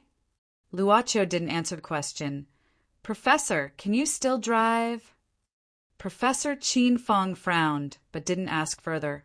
He just said indifferently, "I need to rest and recover my strength." Luocho nodded. However, what Qingrui didn't expect was that she was the one driving the Wrangler. "I don't have a driver's license, so I can't drive this kind of car." These were the words of Boss Luo. "Well, if the owner doesn't drive, I won't drive either." These were the words of Miss Servant Girl. So what the hell was the owner? This was definitely the most wonderful and the worst experience in her life. Qingrui couldn't help but sigh. However, the wonderful thing was that until now, her fear seemed to be fading away, and the excitement in her heart was gradually growing stronger. Luocho and the professor were sitting at the back seat talking. In fact, it was more of Professor Qin Fong's one-sided narration, or he knew that he didn't have long to live. So he wanted to leave his story. That was 20 years ago. 20 years ago, Professor Qin Fong was already a well-known expert in the underworld. However, in this field, many people chose to use code names and wouldn't reveal their real identities.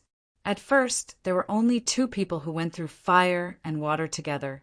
Later, the team gradually grew. They weren't satisfied with just excavating some things from hundreds of years ago, so they planned to target things from thousands of years ago. My partner, Gao Rue, found a bronze bracelet in the market, but he accidentally knocked it over in the process of transportation, causing the base to break. However, it was precisely because of this that everything started. The professor was immersed in his own memories. We found a map from the broken base. The bronze bracelet should be an item from the period of the 3 kingdoms. What was recorded on the map might be a treasure, a graveyard, or something more wonderful. The professor's face suddenly revealed a trace of a smile. I can still remember the excitement on Gao Rue's face at that time. But how could I blame him? Because I couldn't wait for it myself. We studied it for more than a year and flipped through a lot of ancient books. Finally, we locked the location marked on the map. Professor Qin Fong paused for a while before continuing slowly. Because Gao Rue just got married, we didn't set off until the child was 1 year old. I remember it was the beginning of autumn and it rained. The child's name hadn't been decided since she was born. On the day of setting off, Gao Rue felt that it wouldn't work, so he changed her name to Chiu. Me, Gao Rue, his wife, and 5 other brothers hurried to the prairie without stopping after getting the exit permit. Professor Qin Fong looked at the completely darkened scenery outside the window. It's this prairie. As I recall, we had been exploring this area for a full 2 months. At that time, some people in the team had become impatient and started to question the authenticity of this map from nearly 2,000 years ago. Gao Rue's wife missed the child at home and wanted to go back. They had quarreled several times because of this matter. Then, after about a month, even I started to feel discouraged. Professor Qin's face changed while speaking of this. I remember that night, just like this night, it was so quiet that it made people depressed and fearful. We were discussing about leaving by the bonfire. After searching for 3 months, the new year was coming. We all wanted to go home, especially those with families. However, when we were about to make a decision, one of our brothers who went to the toilet ran back in a panic.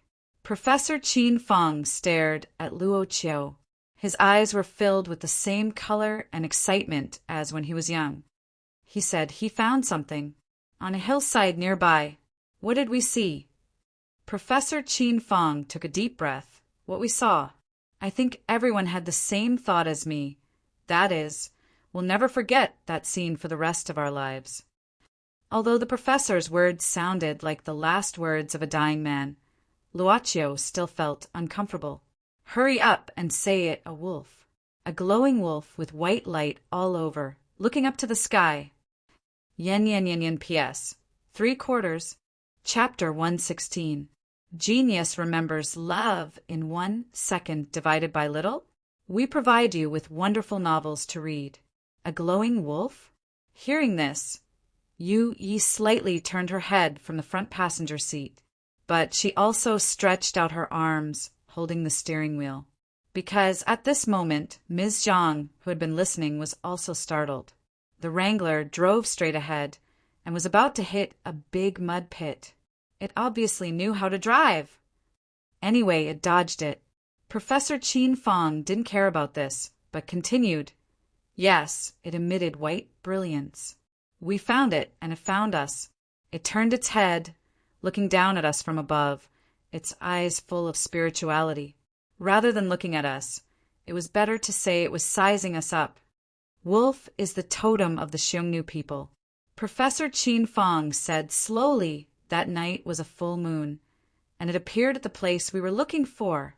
We were almost sure that the ancient map must be real. Then that light wolf suddenly jumped down from the hillside towards us. It leaped over us, running towards a direction. We hurriedly chased after it, and because of this chase we finally found the place marked on the map. That ancient tomb buried under the ground. In the history of the Xiongnu people, it was the tomb of one of the left virtuous kings, and it was a tomb that had never been robbed. An unprecedented sense of excitement almost destroyed our rationality. Professor Qin Feng's face turned gloomy. Garouet was the best and the boldest one among us. We dug a hole, and after the air inside was almost replaced, Garouet took the lead and walked in. We had never thought that in that era it was possible to build such a complicated tomb. Rather than a tomb, it was better to say it was a complete underground palace. The passages inside were complicated and changeable. We were trapped inside for a long time, but we didn't see that light wolf. At this time, we saw that the food was almost used up, but we still couldn't find the direction. The professor looked out of the window. It's like there's some kind of power that's stopping us. In that labyrinth, we looked again and again at the marks we had made, proving that we had always been in the same place and had not advanced much. We could not even find the way back. And at this time, something even worse happened to us. Wolf, the light wolf that we have seen before. Not just one, but in large quantities. They rushed out from the surrounding walls. They could freely shuttle through the walls. They were flying towards us, biting our bodies. Pain. Bullets were completely useless against these light wolves. When the dagger pierced into their bodies, it was like stabbing into water. We can only run. Keep running. Do you know? Professor Qin looked at Luoqiu and suddenly said with a bitter smile, when a person is in despair, no matter how crazy the decision is, if we are trapped here, it is only a matter of time before we are trapped in that underground palace and die. Without any other choice, we decided to use the explosives we brought with us to blow out a way out. Do you know the consequences of using explosives in the underground palace? Professor Qin Feng looked at Luoqiu and asked. Probably it will collapse. Luoqiu imagined the scene at that time. Professor Qin Feng seemed to be grieved by the scene at that time, so he just nodded. In the end, only Gao Rui's wife and I survived. In fact, his wife was also seriously injured at that time and couldn't survive. I was the only one in the team who survived. The professor sighed. All these years, what happened that night has become a nightmare for me. I can never forget the pain of despair and the pain of losing my good brothers. I can't let their bones be hidden in the underground of a foreign country. I must find a way to bring their bones out and bring them back home. It's just that after we blew up that place, the whole place collapsed. At that time, the international environment was not very good, so it was impossible to excavate on a large scale. The underground technology was also not as advanced as now. The professor shook his head. At that time, I was also injured and hurried to bury Gao Rui's wife. Also, the orphan they left behind needed to be taken care of. So I had no choice but to leave temporarily. All these years, I would come here whenever I had time, hoping to find another way in. Just a few months ago, when I came here again, I met another group of people. I don't know where they got this place from. Perhaps there was more than one map that was passed down. Anyway, they didn't tell the source. At the beginning, we had some conflicts. Later on, I saw that this group of people had very good equipment in their hands. They even had large excavating tools. Professor Chin frowned. Among them, there were also people from our country, but there were also quite a few foreigners. I'm afraid this is a group of foreign treasure thieves. Also, it is said that the nearby land was bought by the company behind them. I just wanted to go to the underground palace again and bring Gao Rui and the others out, so I chose to cooperate with them in the end. Because I had entered the past before, I explained my situation. I only wanted corpses and nothing else, so they agreed to my request. With the help of those fellows, we were able to dig up a piece of land that had collapsed back then. Once again, I could step into this nightmare place. The original maze was already buried because of the collapsed soil, not to mention finding a way. Even digging up something was very difficult.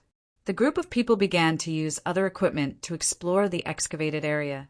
In the end, they found an unexpected result, this underground palace. Under the buried area, there was another level.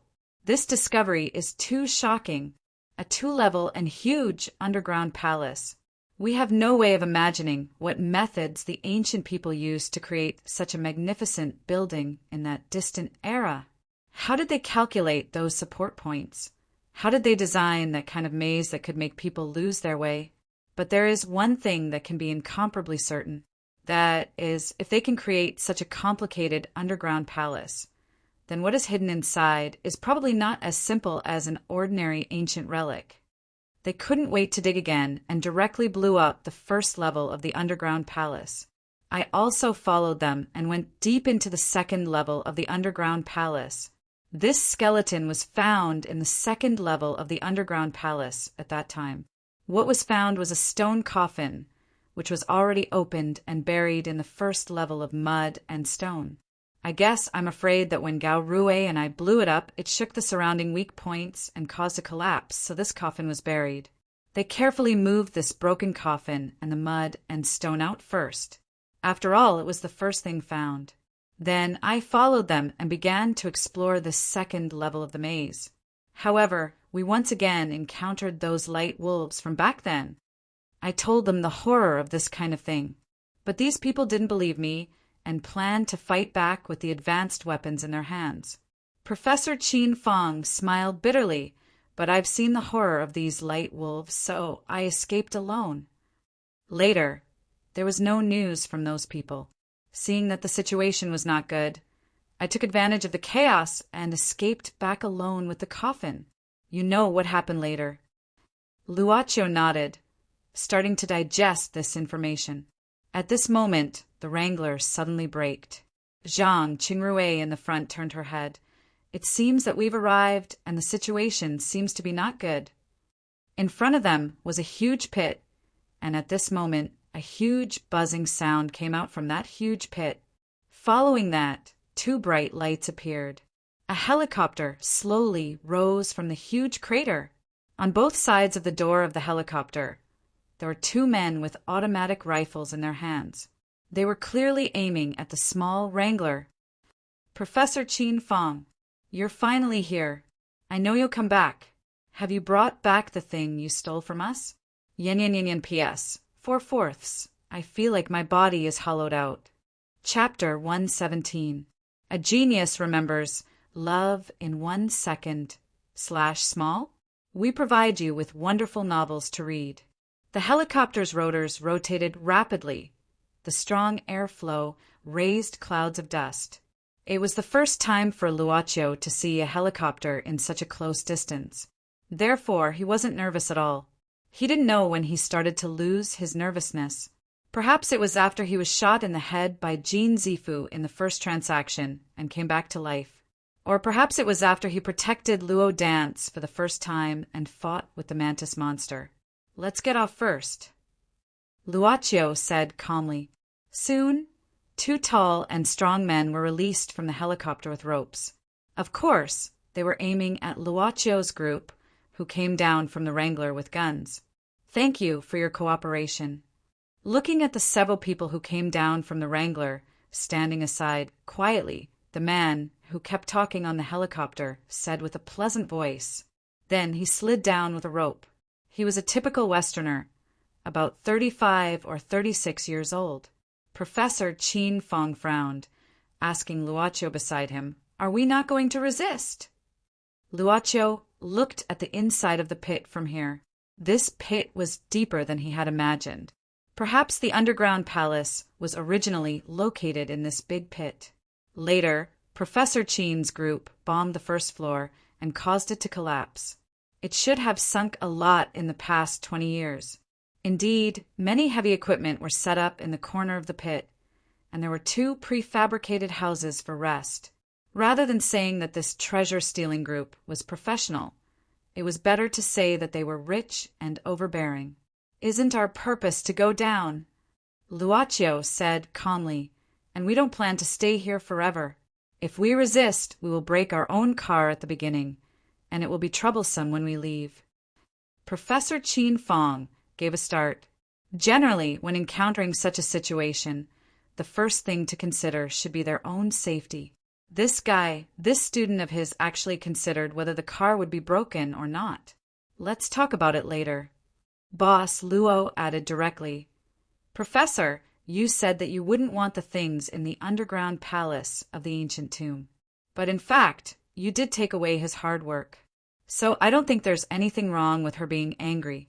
Even if there is something wrong, shouldn't the victim be this tomb that was disturbed? Professor Qin Fong suddenly felt speechless. Zhang Qingrue, who had been listening to their conversation, had only one thought in her mind. This was indeed the Luoccio she knew. Although looking at the fully armed appearance of this group of thieves, he was very worried. But seeing Luoccio and Yu Ye's calm appearance, he inexplicably felt a sense of security.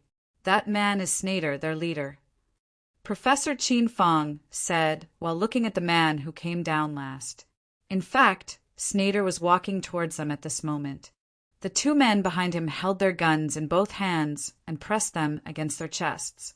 Boss Luo, who liked to look around, noticed that the strides of the 2 men with guns were almost the same.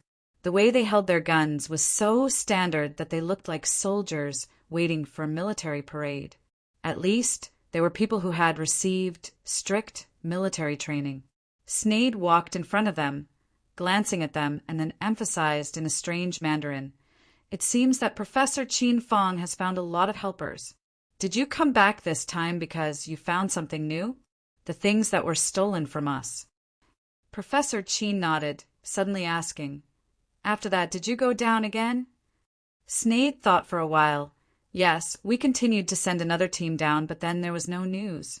In the end, the communications device only picked up some screams and words of unknown meaning. Later on, we used drones to investigate and found the corpses of the people in front. They were shot to death by their companions. Shot to death? Professor Qin frowned, but he didn't want to continue asking about the cause of death. If there was a mysterious force guarding the underground palace of the ancient tomb, then there was another mysterious force beside him. His blind eyes recovered, and the ancient parchment contract that appeared out of thin air, although it was all because of a transaction. I plan to go down again. Professor Qin Fong suddenly said, I don't want to have another conflict with you here. You just want to know what's buried in the underground palace. Sneyd seemed to have expected such words. He clapped his hands, smiling. Since Professor Cheen stole that thing, I have a premonition that you'll bring me another surprise. If so, please go down. He made a gesture of invitation. At the same time, a ladder slowly rose up from the pit. Sneyd's men were more numerous than imagined. The people here were like a joint force of many countries. But no matter the prefab house, the new equipment, their clothes, or even the helicopter, they didn't find any mark. Luaccio thought it was good. At least they knew how to hide their identity and wouldn't tell others their origin. Of course, it wasn't good for the 4 of them who had been targeted by many weapons at close range. I've always wanted to ask you a question. Luaccio looked at Zhang Qingrui, who walked to his side, thinking that it was not easy for her to wait until now to take the initiative. Therefore, he replied with a yes. What do you do? Luaccio answered without thinking. Well, recently I've accepted some special business and started to sell some strange things. Like the professor who suddenly recovered his eyesight? Is that also counted? Zhang Qingrui gave a start. To be exact, it's some free gifts. Luaccio said indifferently, the professor's price is a bit high, and we don't want to do business of cheating customers. Zhang Qingrui gave a start. She hesitated for a moment before plucking up her courage to ask, why are you willing to tell me these? Luaccio said in the usual tone, the tone of a classmate, nothing. You'll forget it after the business here is over. Forget? What do you mean? Is that guy still there these 2 days? Is he still with you? Luaccio directly interrupted her question. This was a skill that he had developed over the years. There was a woman at home who was eloquent and had a much greater desire for exploration than him. Therefore, Boss Luo had learned to use some questions that others had to pay attention to interrupt other people's own questions. Sure enough, when it came to herself, Zhang Qingrui couldn't help but pay more attention to it. She subconsciously looked at the box with the skeleton in it, which was carried by several men.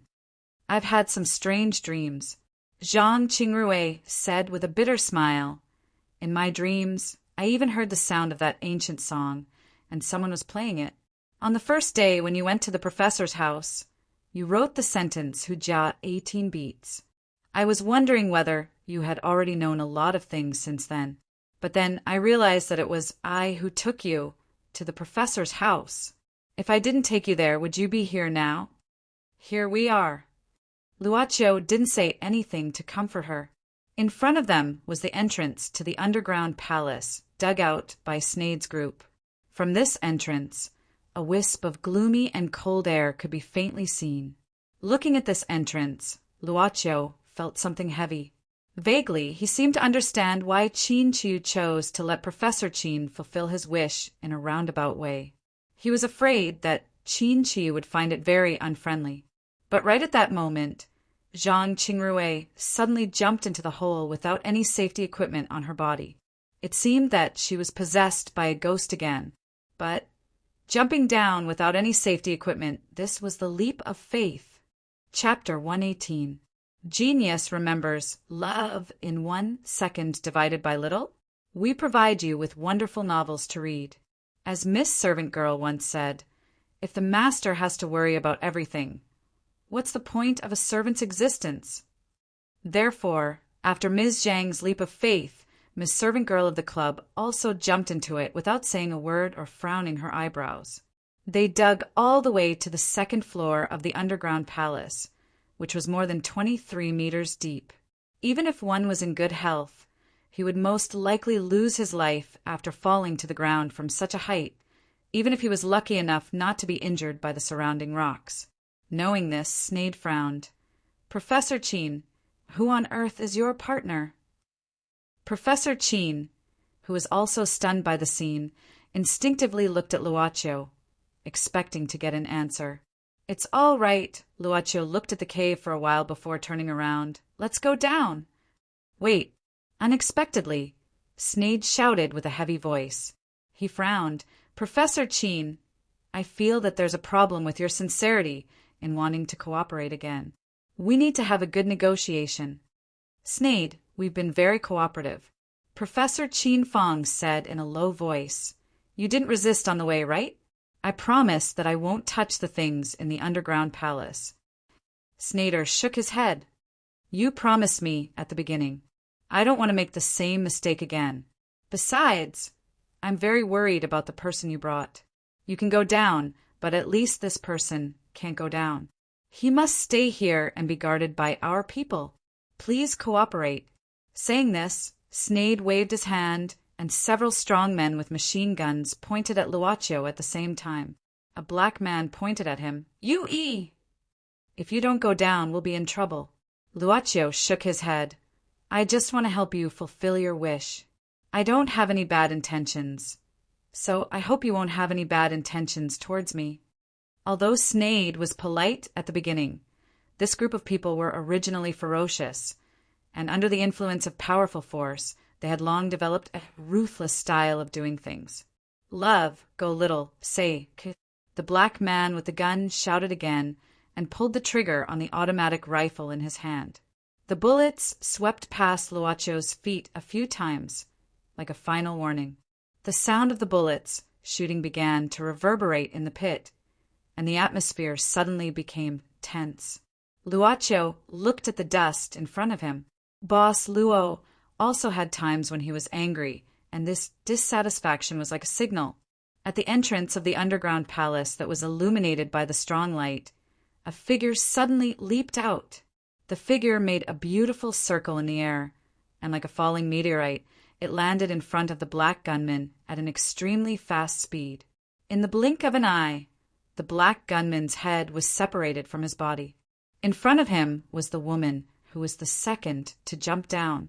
Her hand was stretched out horizontally, and her 5 fingers were like knives.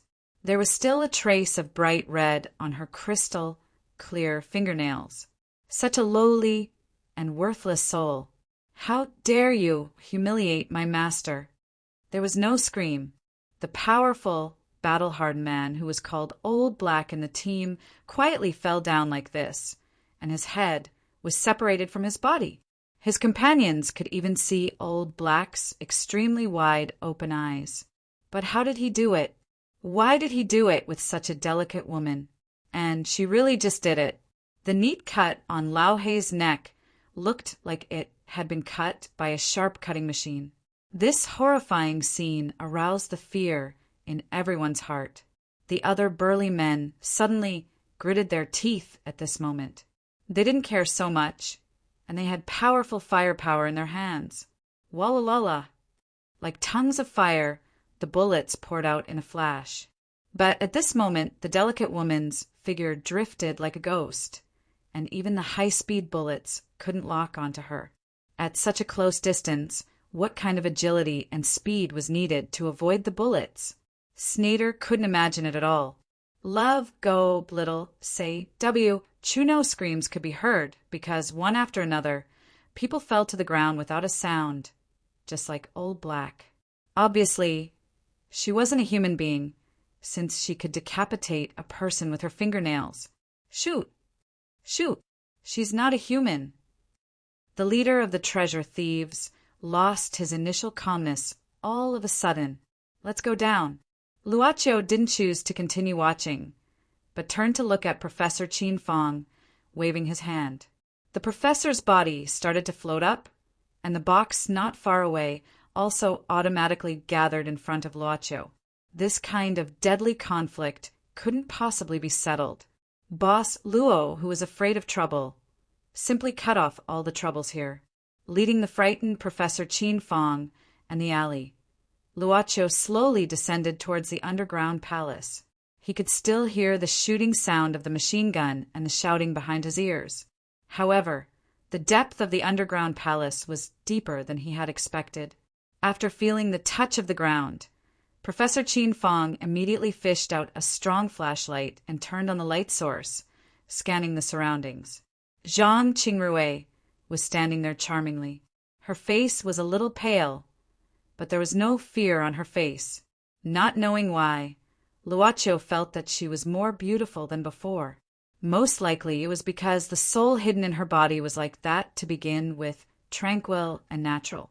Her tranquility was her beauty. At this moment, Zhang Qingrui slightly bowed, saying slowly, "I'm Wenji, greet young master." The sentence hidden in the skeleton was her current self. Luoqiu nodded. Sure enough, she was Kai Wenji. On the ground, under the strong light, more than a dozen bodies were decapitated. It was a ghastly sight. Nearly half of the people here were dead. It was a total mess. An Asian young man screamed at this time. He reached out his hand and took out a grenade from the hanging bag on his waist. He opened the safety with his mouth and was about to throw it out recklessly. But at this moment, that horrible woman who killed people without leaving any trace turned her head and gazed at him, her sapphire blue eyes emitting a strange light. The Asian youth only felt his body suddenly stiffen. His breathing stopped and he was in a daze. Before he could throw the grenade in his hand, it had already exploded in his hand. Boom! The strong explosion made Snyder lie down on the ground instinctively. The flames in the center of the explosion scattered in all directions. His subordinate had already been blown up, leaving only his legs intact. The rest of his body parts had long been blown to some unknown place. He looked at the terrifying woman in horror as she moved in the pit. This kind of movement and jumping method was simply like using the post-production CG effects of a movie. At this moment, Snyder felt his body was helped up by someone. A dark-skinned man had unknowingly appeared beside him. He was in his 40s or 50s and was bald. There was a red between his eyebrows. He was barefoot and his body was wrapped in yellow cloth, revealing his bare arms. Master Mu Jianzuan. My God, I forgot your existence because of the panic. Snyder suddenly felt as if he had caught a life-saving straw because of the mysterious things that happened in the underground palace after the matter was reported back to the company. This monk who cultivated in India was hired through special channels. He had seen this miraculous Indian monk before. The scene of him floating naturally was simply astonishing. Mr. Snyder. Master Mu Jianzuan frowned at this moment. In the agreement between your company and me, it didn't mention that there would be a foreign species involved. It just asked me to help you explore this underground palace. Foreign species? Mu Jianzuan nodded. Although I don't know what it is, at least it's not human. It doesn't have the smell of human. Snyder just wanted to save his life, so he didn't care whether it was a human or not. He quickly said, Mu Jianzuan, no matter what it is, please do it. After that, I'll give a complete report to the company and give you an additional reward. You retreat behind me, Mu Jianzuan said indifferently expressionless. Snyder didn't have time to say anything else, rolling and crawling to hide behind Master Mu Jianzuan. Mu Jianzuan didn't speak at this time, but just took out a Vajra pestle inlaid with colorful gems at both ends and murmured something in front of him. Miss May jumped behind another man who was about to attack with a grenade in his hand. Her body suddenly became stiff, and her waving arms stopped in the air. Seeing this, the man didn't dare to stay in the same place and ran away in horror. He was indeed an extraordinary person from India, who was hired at a high price and possessed mysterious and ancient power. When Snyder saw this, he immediately calmed down. Snyder heaved a sigh of relief. However, all of a sudden, the horrifying woman, who had stiffened up, regained her mobility as if nothing had happened. She tilted her head and looked at him with a disdainful smile. Master! Snyder looked at Master Mu Jianzuan in horror, only to see the master spitting out a mouthful of blood with his eyes wide open in horror, and the Vajra pestle in his hand directly shattered at this time. I shouldn't be greedy. These were the last words Snyder heard from Master Mu Jianzuan. The master had stopped breathing, and he should have stopped breathing at this moment, and this was the last thought in his consciousness. Everything disappeared in this way. Everything was done neatly. Yen PS1. There should be something similar to the introduction speech, which will be released later. So this chapter is the last one for the public. PS2. These 2 days, the rhythm has been completely disrupted because of the introduction problem. The day before yesterday, yesterday's compensation has been reached, but today I owe a chapter. I have no choice because I've reached my limit. It's not that I can't write it, but the time doesn't allow it. After all, I've reached this point. So, I'll fold this chapter into 2 chapters and make up for it in addition to next month's update plan. Chapter 119. Genius 1. Second, remember love divided by little? We provide you with wonderful novels to read. Just like the title, it was just a little seedling at the beginning, but it had finally grown to this day.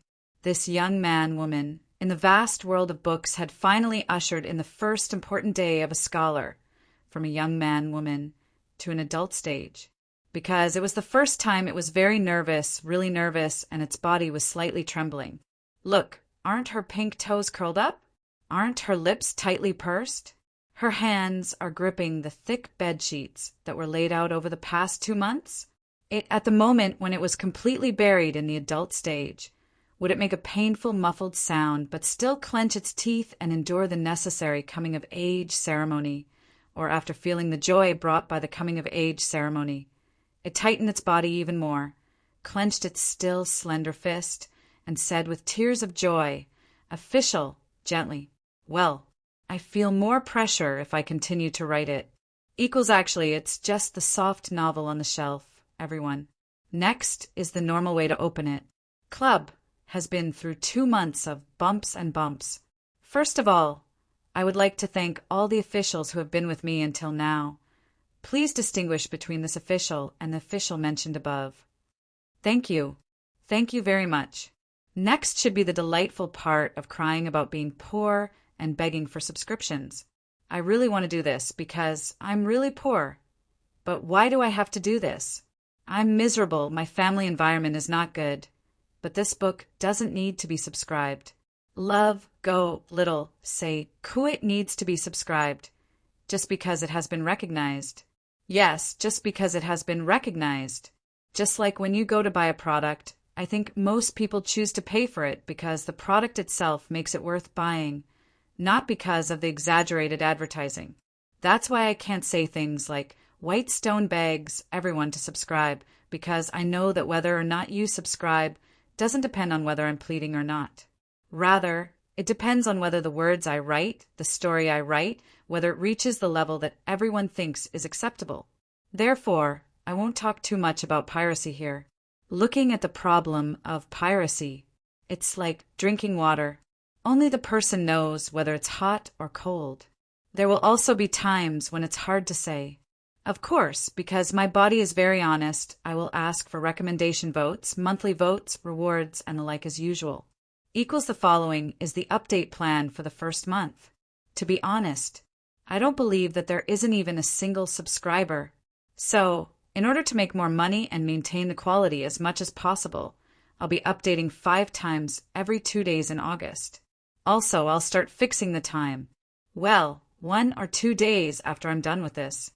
After all, there would be chaos in a newly opened store, so it could only stabilize later on. Next was the mechanism of the increase. About the increase of subscriptions, I'll use 600 subscriptions as a benchmark. As long as this benchmark is reached, I'll increase the update by 1 for every additional 100 subscriptions. This update mechanism will last until the end of the book. About the reward, I don't know if anyone will reward. Anyway, I'll set it up. If the reward exceeds 20,000 coins, I'll increase the update by 1. Of course, it'll be 5 updates. This will also be effective until the end of the book. About the monthly votes. The monthly votes are metaphysical, and this stingy author doesn't have the capital to use the red packet strategy. So, every 100 monthly votes, I'll increase the update by 1. This update is for August. Well, I seem to have forgotten how many chapters will be updated on the day of the release.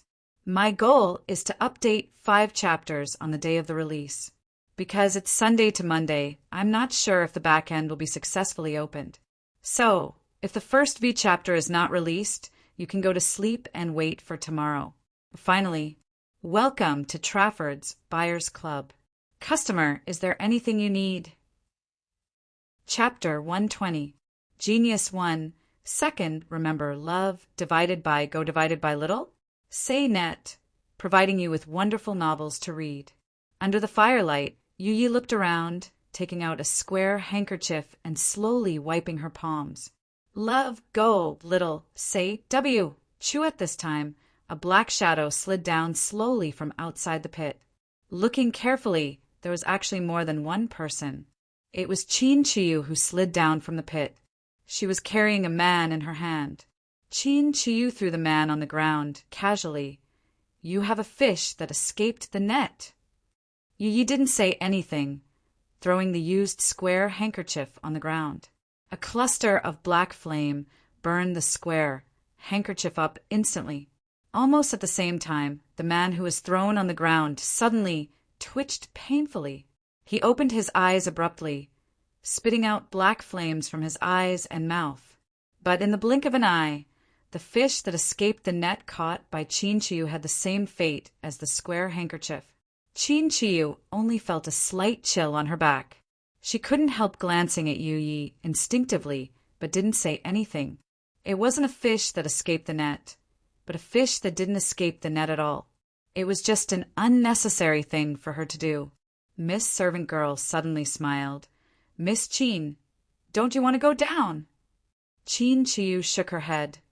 Some things in there are very unfriendly to me. 20 years ago, I planned to go down and explore it, but I stopped in the end.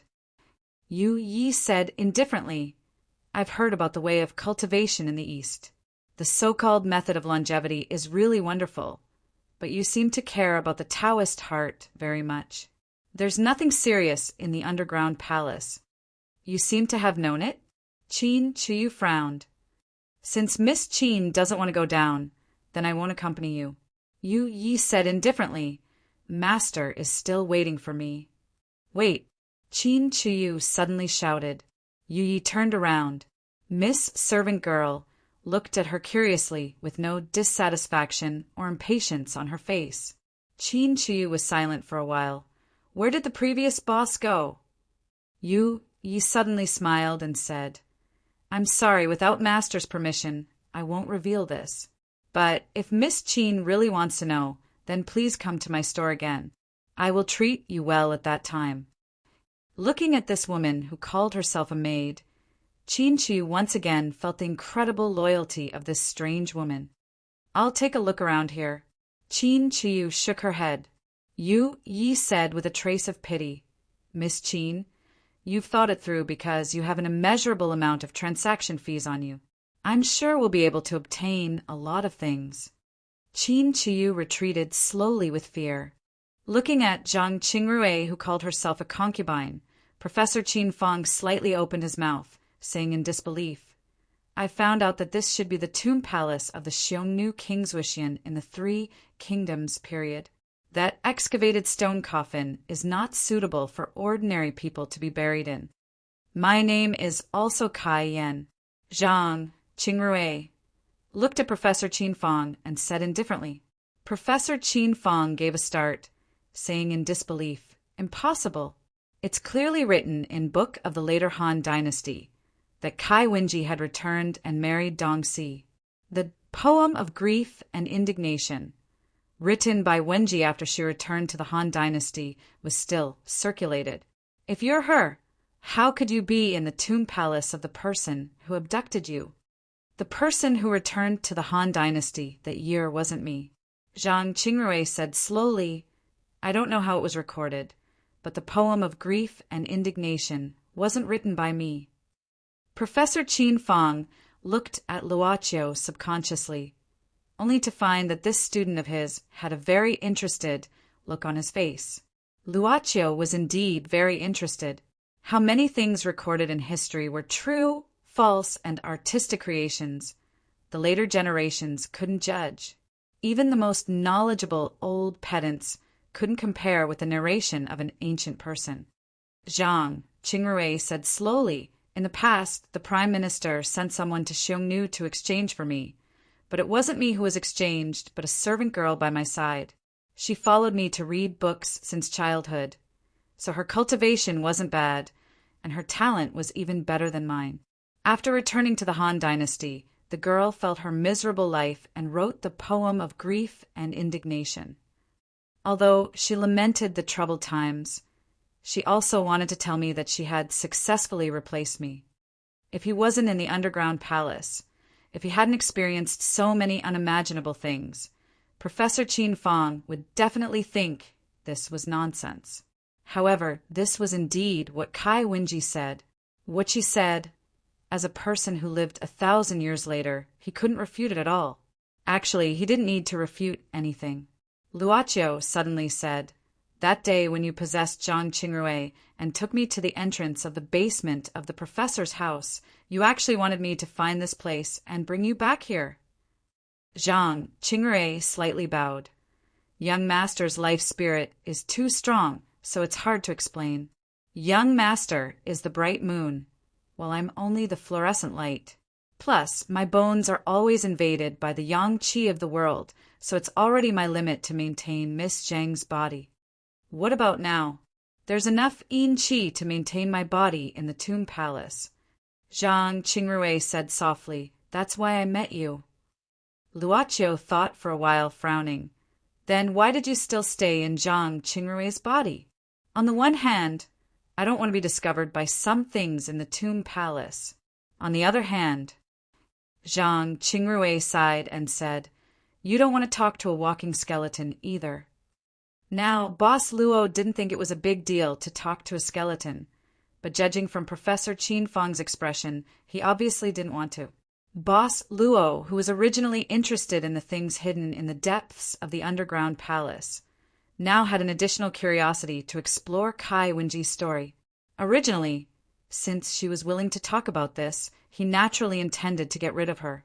Luoqiu thought for a while, asking curiously, "Since it wasn't you who returned to the Han Dynasty, was it left Virtuous Prince's idea or your own idea to replace you with the girl beside you?" The Wenji in front of him sighed softly. "It's my husband's idea and also my idea. You're willing to stay in the land of the southern Xiongnu to accompany the person who abducted you?" Professor Qin Fong didn't know what to say for a while.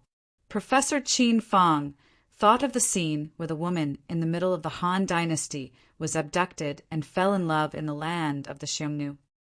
Zhang Qingrui seemed to have thought of Professor Qin Fong's idea. Shaking her head slightly, "Mr. Qin, don't think too much. My husband isn't left Virtuous Prince, and I didn't remarry anyone in my life. Now, my husband is also buried in this tomb. But for thousands of years, although we're buried in the same tomb, we can't be buried in the same cave. Your husband, or the one who died long ago according to the book." Luoqiu frowned. He had read some books earlier, so now he could throw out some information. "I remember his name should be Wei Zhongdao." "Yes." Zhang Qingrui nodded slowly. "Everyone knows that my husband died early, but they don't know that he's still alive. All these, we have to start from the time when the evil Zhang Jiao caused chaos. Well, to what extent was the history of that era changed by the devil? Yin yin yin yin. Chapter 121. Genius 1. Second, remember love divided by go divided by little? Say net, providing you with wonderful novels to read. Since he was the one who wanted to listen to it, Luoqiu decided to listen to it, even if it was changed by the devil. Love, go, little, say, W. Chu in the past, the evil Taoist Zhang Jiao created the Taiping sect and revolted. Soon, he was defeated by the Han Dynasty. Zhang Jiao was defeated and escaped successfully by the golden cicada shedding shell trick. He hid in the Wei family of Hedong. Wei Zhongdao's father was a disciple of the evil Taoist Zhang Jiao. However, his talent was not high and his cultivation was fruitless. Later, he entered the secular world and became a rich man.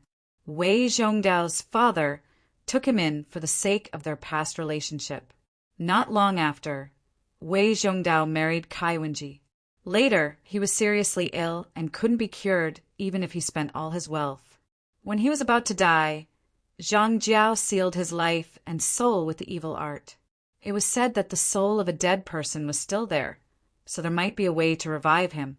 Wei Zhongdao's father was overjoyed and begged his former senior brother to cast the spell. Jiao needs to travel far and find the place to cast the spell. In this way, the Wei family started to prepare everything. The news that Wei Zhongdao was seriously ill and couldn't be cured had spread. The Wei family didn't want to expose everything, so they hid it and held a funeral. At the same time, they didn't want others to find the traces of evil art on Wei Zhongdao's body and expose Zhang Jiao. Not long after, everything was well prepared. Coinciding with the chaotic times, they used the excuse that Wenji was kidnapped by the Han cavalry and secretly brought the zombie-like Wei Zhongdao out. They entered the land of the Han tribe. How do you know that it's just a trick of the evil Taoist? Luoqiu and Professor Qin Fong both heard the hatred in this ancient woman's mouth. The evil Taoist had planned everything. He seized the body of the Han tribe's sage king with the help of evil art and took control of the Han cavalry. He planned to make a comeback. Luoqiu frowned and said, "Since the demon lied to you, why did you say that your husband was still alive at that time?" Wenji sighed and said, "In the beginning, it was the evil Taoist who cast a spell to make my husband look like a living dead. He could walk without eating or drinking, and he could even talk. However, my husband's body was decaying day by day. He could only hide in a place of extreme negative energy to delay the decay. Later on, the evil Taoist found a divine stone from beyond the heavens on the grassland. It was actually able to bring spring back to a withered tree. The evil Taoist ordered people to build this underground palace and lay down a strange formation. Using the divine stone as an eye, he buried my husband inside. It will ensure that his body will not rot." Hearing this, Professor Qin Fong raised his head abruptly, asking excitedly, "That God's stone really brought your husband back to life?" Wenji shook her head. "At first, I also held this hope. Who knew that everything was just an illusion? Once he left the formation, my husband's body would continue to decay.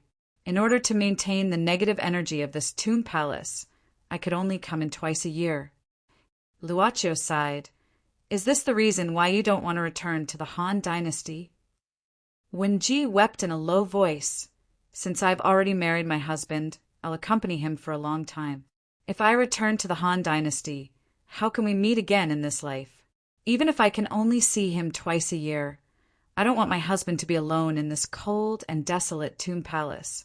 My husband once persuaded me to go back, but I didn't want to. I knelt in front of the tomb for 3 days and 3 nights.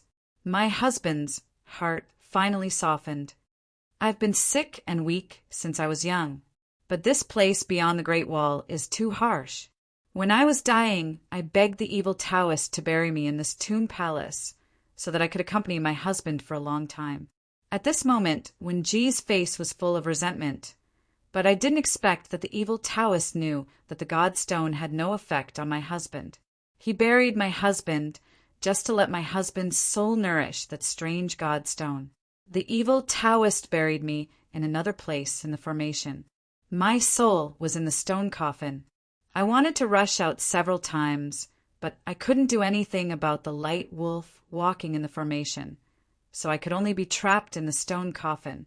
Love, Gob, little, say, W. Chu Luoqiu couldn't help asking, what did he nourish the God Stone for?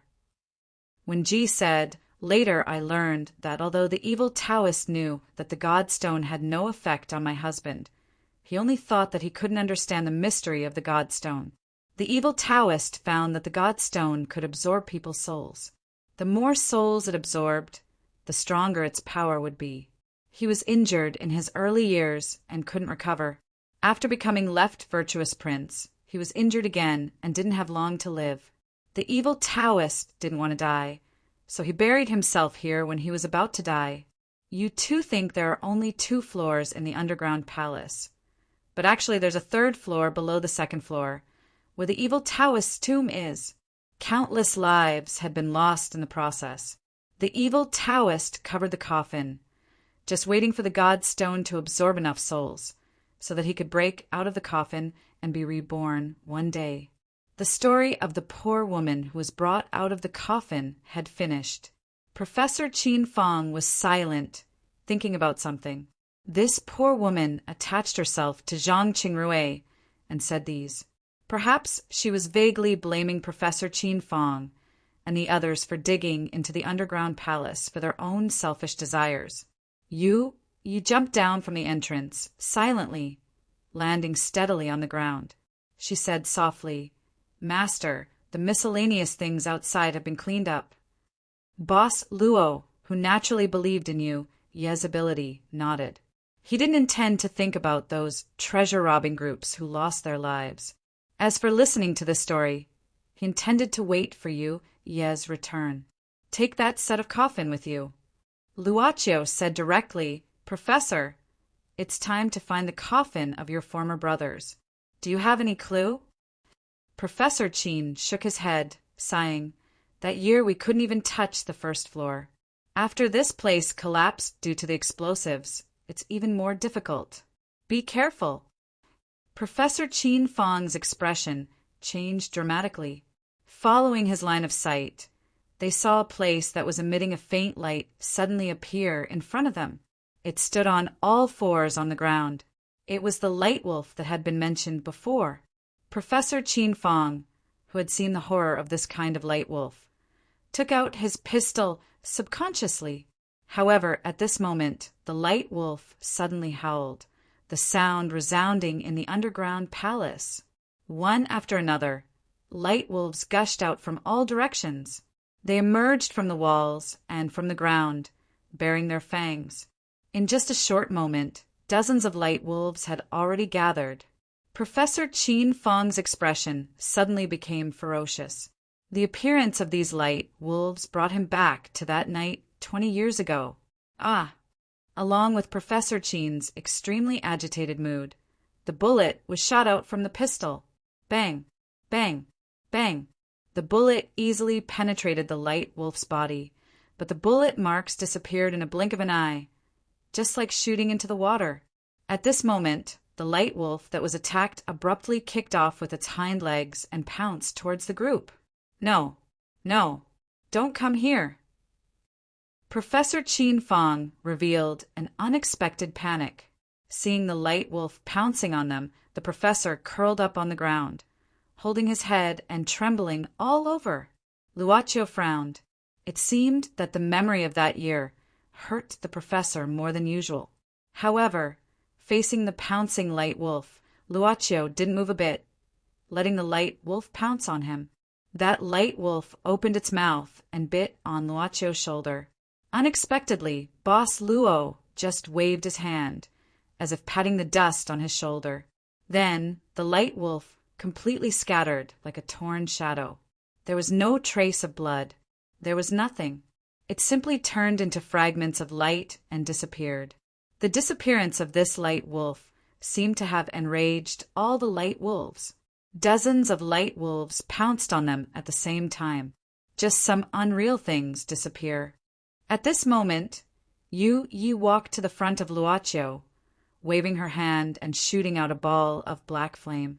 Under the black tongue of flames, all the light wolves were annihilated, just like the first one. That's right. Since the appearance of these light wolves, Luochio felt that these things weren't real at all. The reason why they could exist was probably something like an illusion. This kind of illusion didn't work on him, and it didn't work on Yu Yi either. Snyder said that those who went down were killed by random gunfire, probably because they were scared. As for the camera of the drone, it naturally couldn't capture these unreal and uninteresting things. However, the professor was no longer squatting in his original place. Yu Yi pointed at Luochio's side, probably taking advantage of the chaos just now to escape alone. Luochio thought for a while, waving his hand to let the box containing Wenji's bones fly to his back. He wanted to continue moving forward like this. However, thinking about it, he felt like carrying the box on his back. When he was young, he felt that the man carrying the box on his back was very handsome, and that the golden holy garment that saved the world must be hidden inside. But now he obviously didn't think so. I think it's not difficult for me to get used to it. Luochio turned his head and looked at Zhang Qingrui at this moment. At this moment, the box broke open automatically and those bones rolled out and scattered on the ground. Yen yen yen yen. Chapter 122. Genius 1, Second Remember Love, /go, /little? We provide you with wonderful novels to read. No, don't come here. Don't come here. In extreme panic, Professor Qin Fong quickly shot all the bullets in his hand. However, more and more light wolves besieged him. He leaned against a wall with extreme fear, involuntarily recalling the night 20 years ago. They had been hiding from place to place, but finally they were chased by these light wolves and had to use explosives.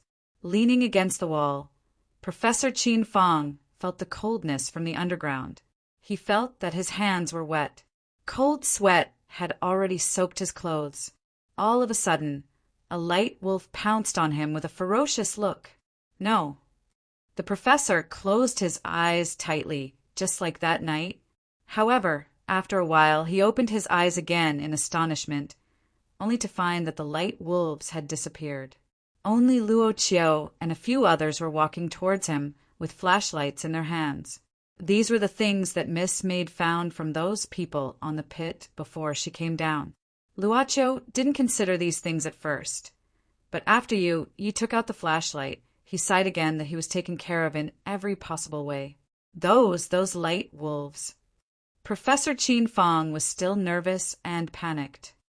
Professor, it's all right.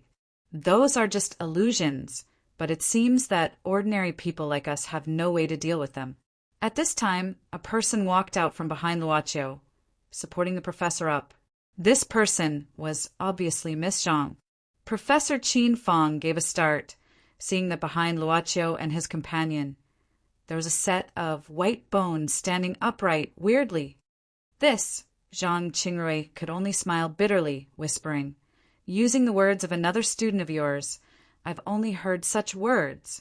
I'll get used to it. Of course, I was startled at first when I saw a set of white bones walking."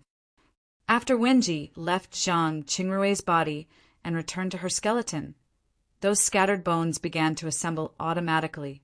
Although it was a little scary for Miss Zhang, it was obviously better than the ancient woman's soul that had been attached to her body all the time. This time was different from the past. Being in this underground palace and under the control of Wenji's soul, Zhang Qingrui's consciousness didn't seem to fall asleep. She also listened to this poor woman's story carefully. Luo Qiu didn't explicitly say that he would send Wenji to her husband's tomb. She didn't dare to beg, so she could only follow them all the way. The light wolves in this underground tomb would not only attack those who trespassed, but they would also attack her. As illusions, the light wolves didn't have real attacks. Once the attack was launched, it would only affect one's mind. If one's mind was strong enough, they might be able to resist these light wolves to a certain extent. Being trapped in the stone coffin for thousands of years, Wenji still couldn't approach her husband's tomb, mainly because of the existence of these light wolves. Though Luo Qiu didn't explicitly say that he would help her to find her husband's tomb, he didn't seem to want her to leave either. Therefore, she followed him silently. Zhang Qingrui didn't know what the so-called deal between Luo Qiu and the professor was, but now she was sure that facing those horrible light wolves, if there wasn't someone who could break them easily between Luo Qiu and Yi, the professor would have a hard time walking in this place. Along the way, many light wolves had been annihilated, but in this complicated underground palace, it was simply impossible to find the professor's companions. Along the way, Professor Qin Fong kept silent. His expression became more and more depressed, as if he had aged 10 years in a flash. It was hard for Ms. Zhang to imagine why the professor had aged so much in such a short time. He was no longer as elegant as when he was teaching. His hair was disheveled and his eyes lost their brilliance. After walking in this underground palace for a long time, Luo Qiu, who had been looking around calmly, suddenly stopped. "Let's have a rest." Seeing Luo Qiu stop abruptly, Professor Qin Fong thought he had discovered something. However, he was disappointed after hearing Luo Qiu's words. He didn't say anything, sitting down against the wall. If Wenji left Luoqiu and Yi, it would be difficult for her to walk. Therefore, she could only sit aside silently. Seeing the posture of this Miss Bones, Miss Zhang still didn't dare to look at her. She sat by the side and massaged her sore calves. Zhang Qingrui didn't know what would happen next. Wenji, who was attached to her body at the beginning, had already returned to this tomb palace.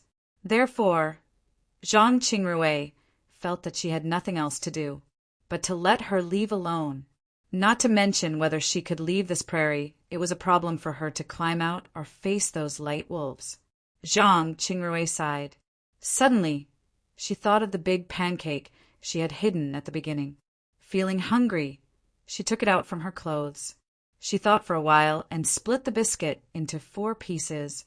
Miss Whitebones probably doesn't need these. Professor, eat something first. If you're too hungry, you can continue walking. She walked to Professor Qinfang, handing him a pancake. Then, she walked to Luoqiu and Yi. Miss Servant Girl just smiled. I don't need it. The servant girl really didn't need to eat. But Ms. Zhang still felt uncomfortable. She thought that the servant girl was disgusted because she took the food out of her clothes, so she felt a little embarrassed. I heard it's a local delicacy if eaten with milk tea. But Luoqiu took a pancake, putting it into his mouth and taking a bite. Zhang Qingrui gave a start. She felt that Luoqiu was the kind of guy who always made people embarrassed, but sometimes he was the destroyer of embarrassment. You're probably the only one who can think of this question in this place. Zhang Qingrui chuckled, suddenly feeling relaxed. Luoqiu didn't say anything, only taking another bite. But at this moment, Professor Qinfang's extremely agitated voice was heard. What did you put in it? Professor Qinfang threw the pancake on the ground, clutching his throat painfully, vomiting continuously. I just put some mutton inside, nothing else. Zhang Qingrui gave a start. Professor, are you suffering again? I heard that people with brain cancer will vomit frequently. You! At this moment, Professor Qinfang seemed to have gone mad. He rushed to Qingrui Zhang and reached out his hand to strangle her neck. His eyes and expression were extremely ferocious. You let me! Professor. Zhang Qingrui grasped the professor's hands painfully but couldn't free him. Luoqiu suddenly asked, Professor, is this your determination? Professor Qinfang, who was on the verge of losing control, suddenly stiffened his body. His expression changed from ferocious to frightened, as if he got an electric shock. He let go of Zhang Qingrui's neck at once, stepping back several steps. Zhang Qingrui coughed several times, holding the wall with difficulty, but dared not to approach him. At this moment, Professor Qinfang's legs went soft, kneeling down on the ground as if he had lost his soul. What happened to the professor? Zhang Qingrui looked at Luoqiu blankly, but the one who answered her was Wenji sitting beside her. This Mr. Qin and his companions broke into the underground palace, being chased away by the light wolf. They tried to escape, but got separated at last. Mr. Qin and his companions were trapped in the stone room and ran out of food. Finally, he survived by eating his companions' flesh and blood. The explosion of the tomb palace was also what happened when he met his companions after surviving. Eat, people, looking at Professor Qinfang lowering his head. Zhang Qingrui felt that he had become a soulless shell. He had only eaten a small piece of mutton, yet he had such a reaction. She recalled that she asked the professor why he was so persistent to come back to this tomb palace. He said he needed to get something back. Zhang Qingrui suddenly understood. What he wanted to get back was his humanity that he had lost. Yen.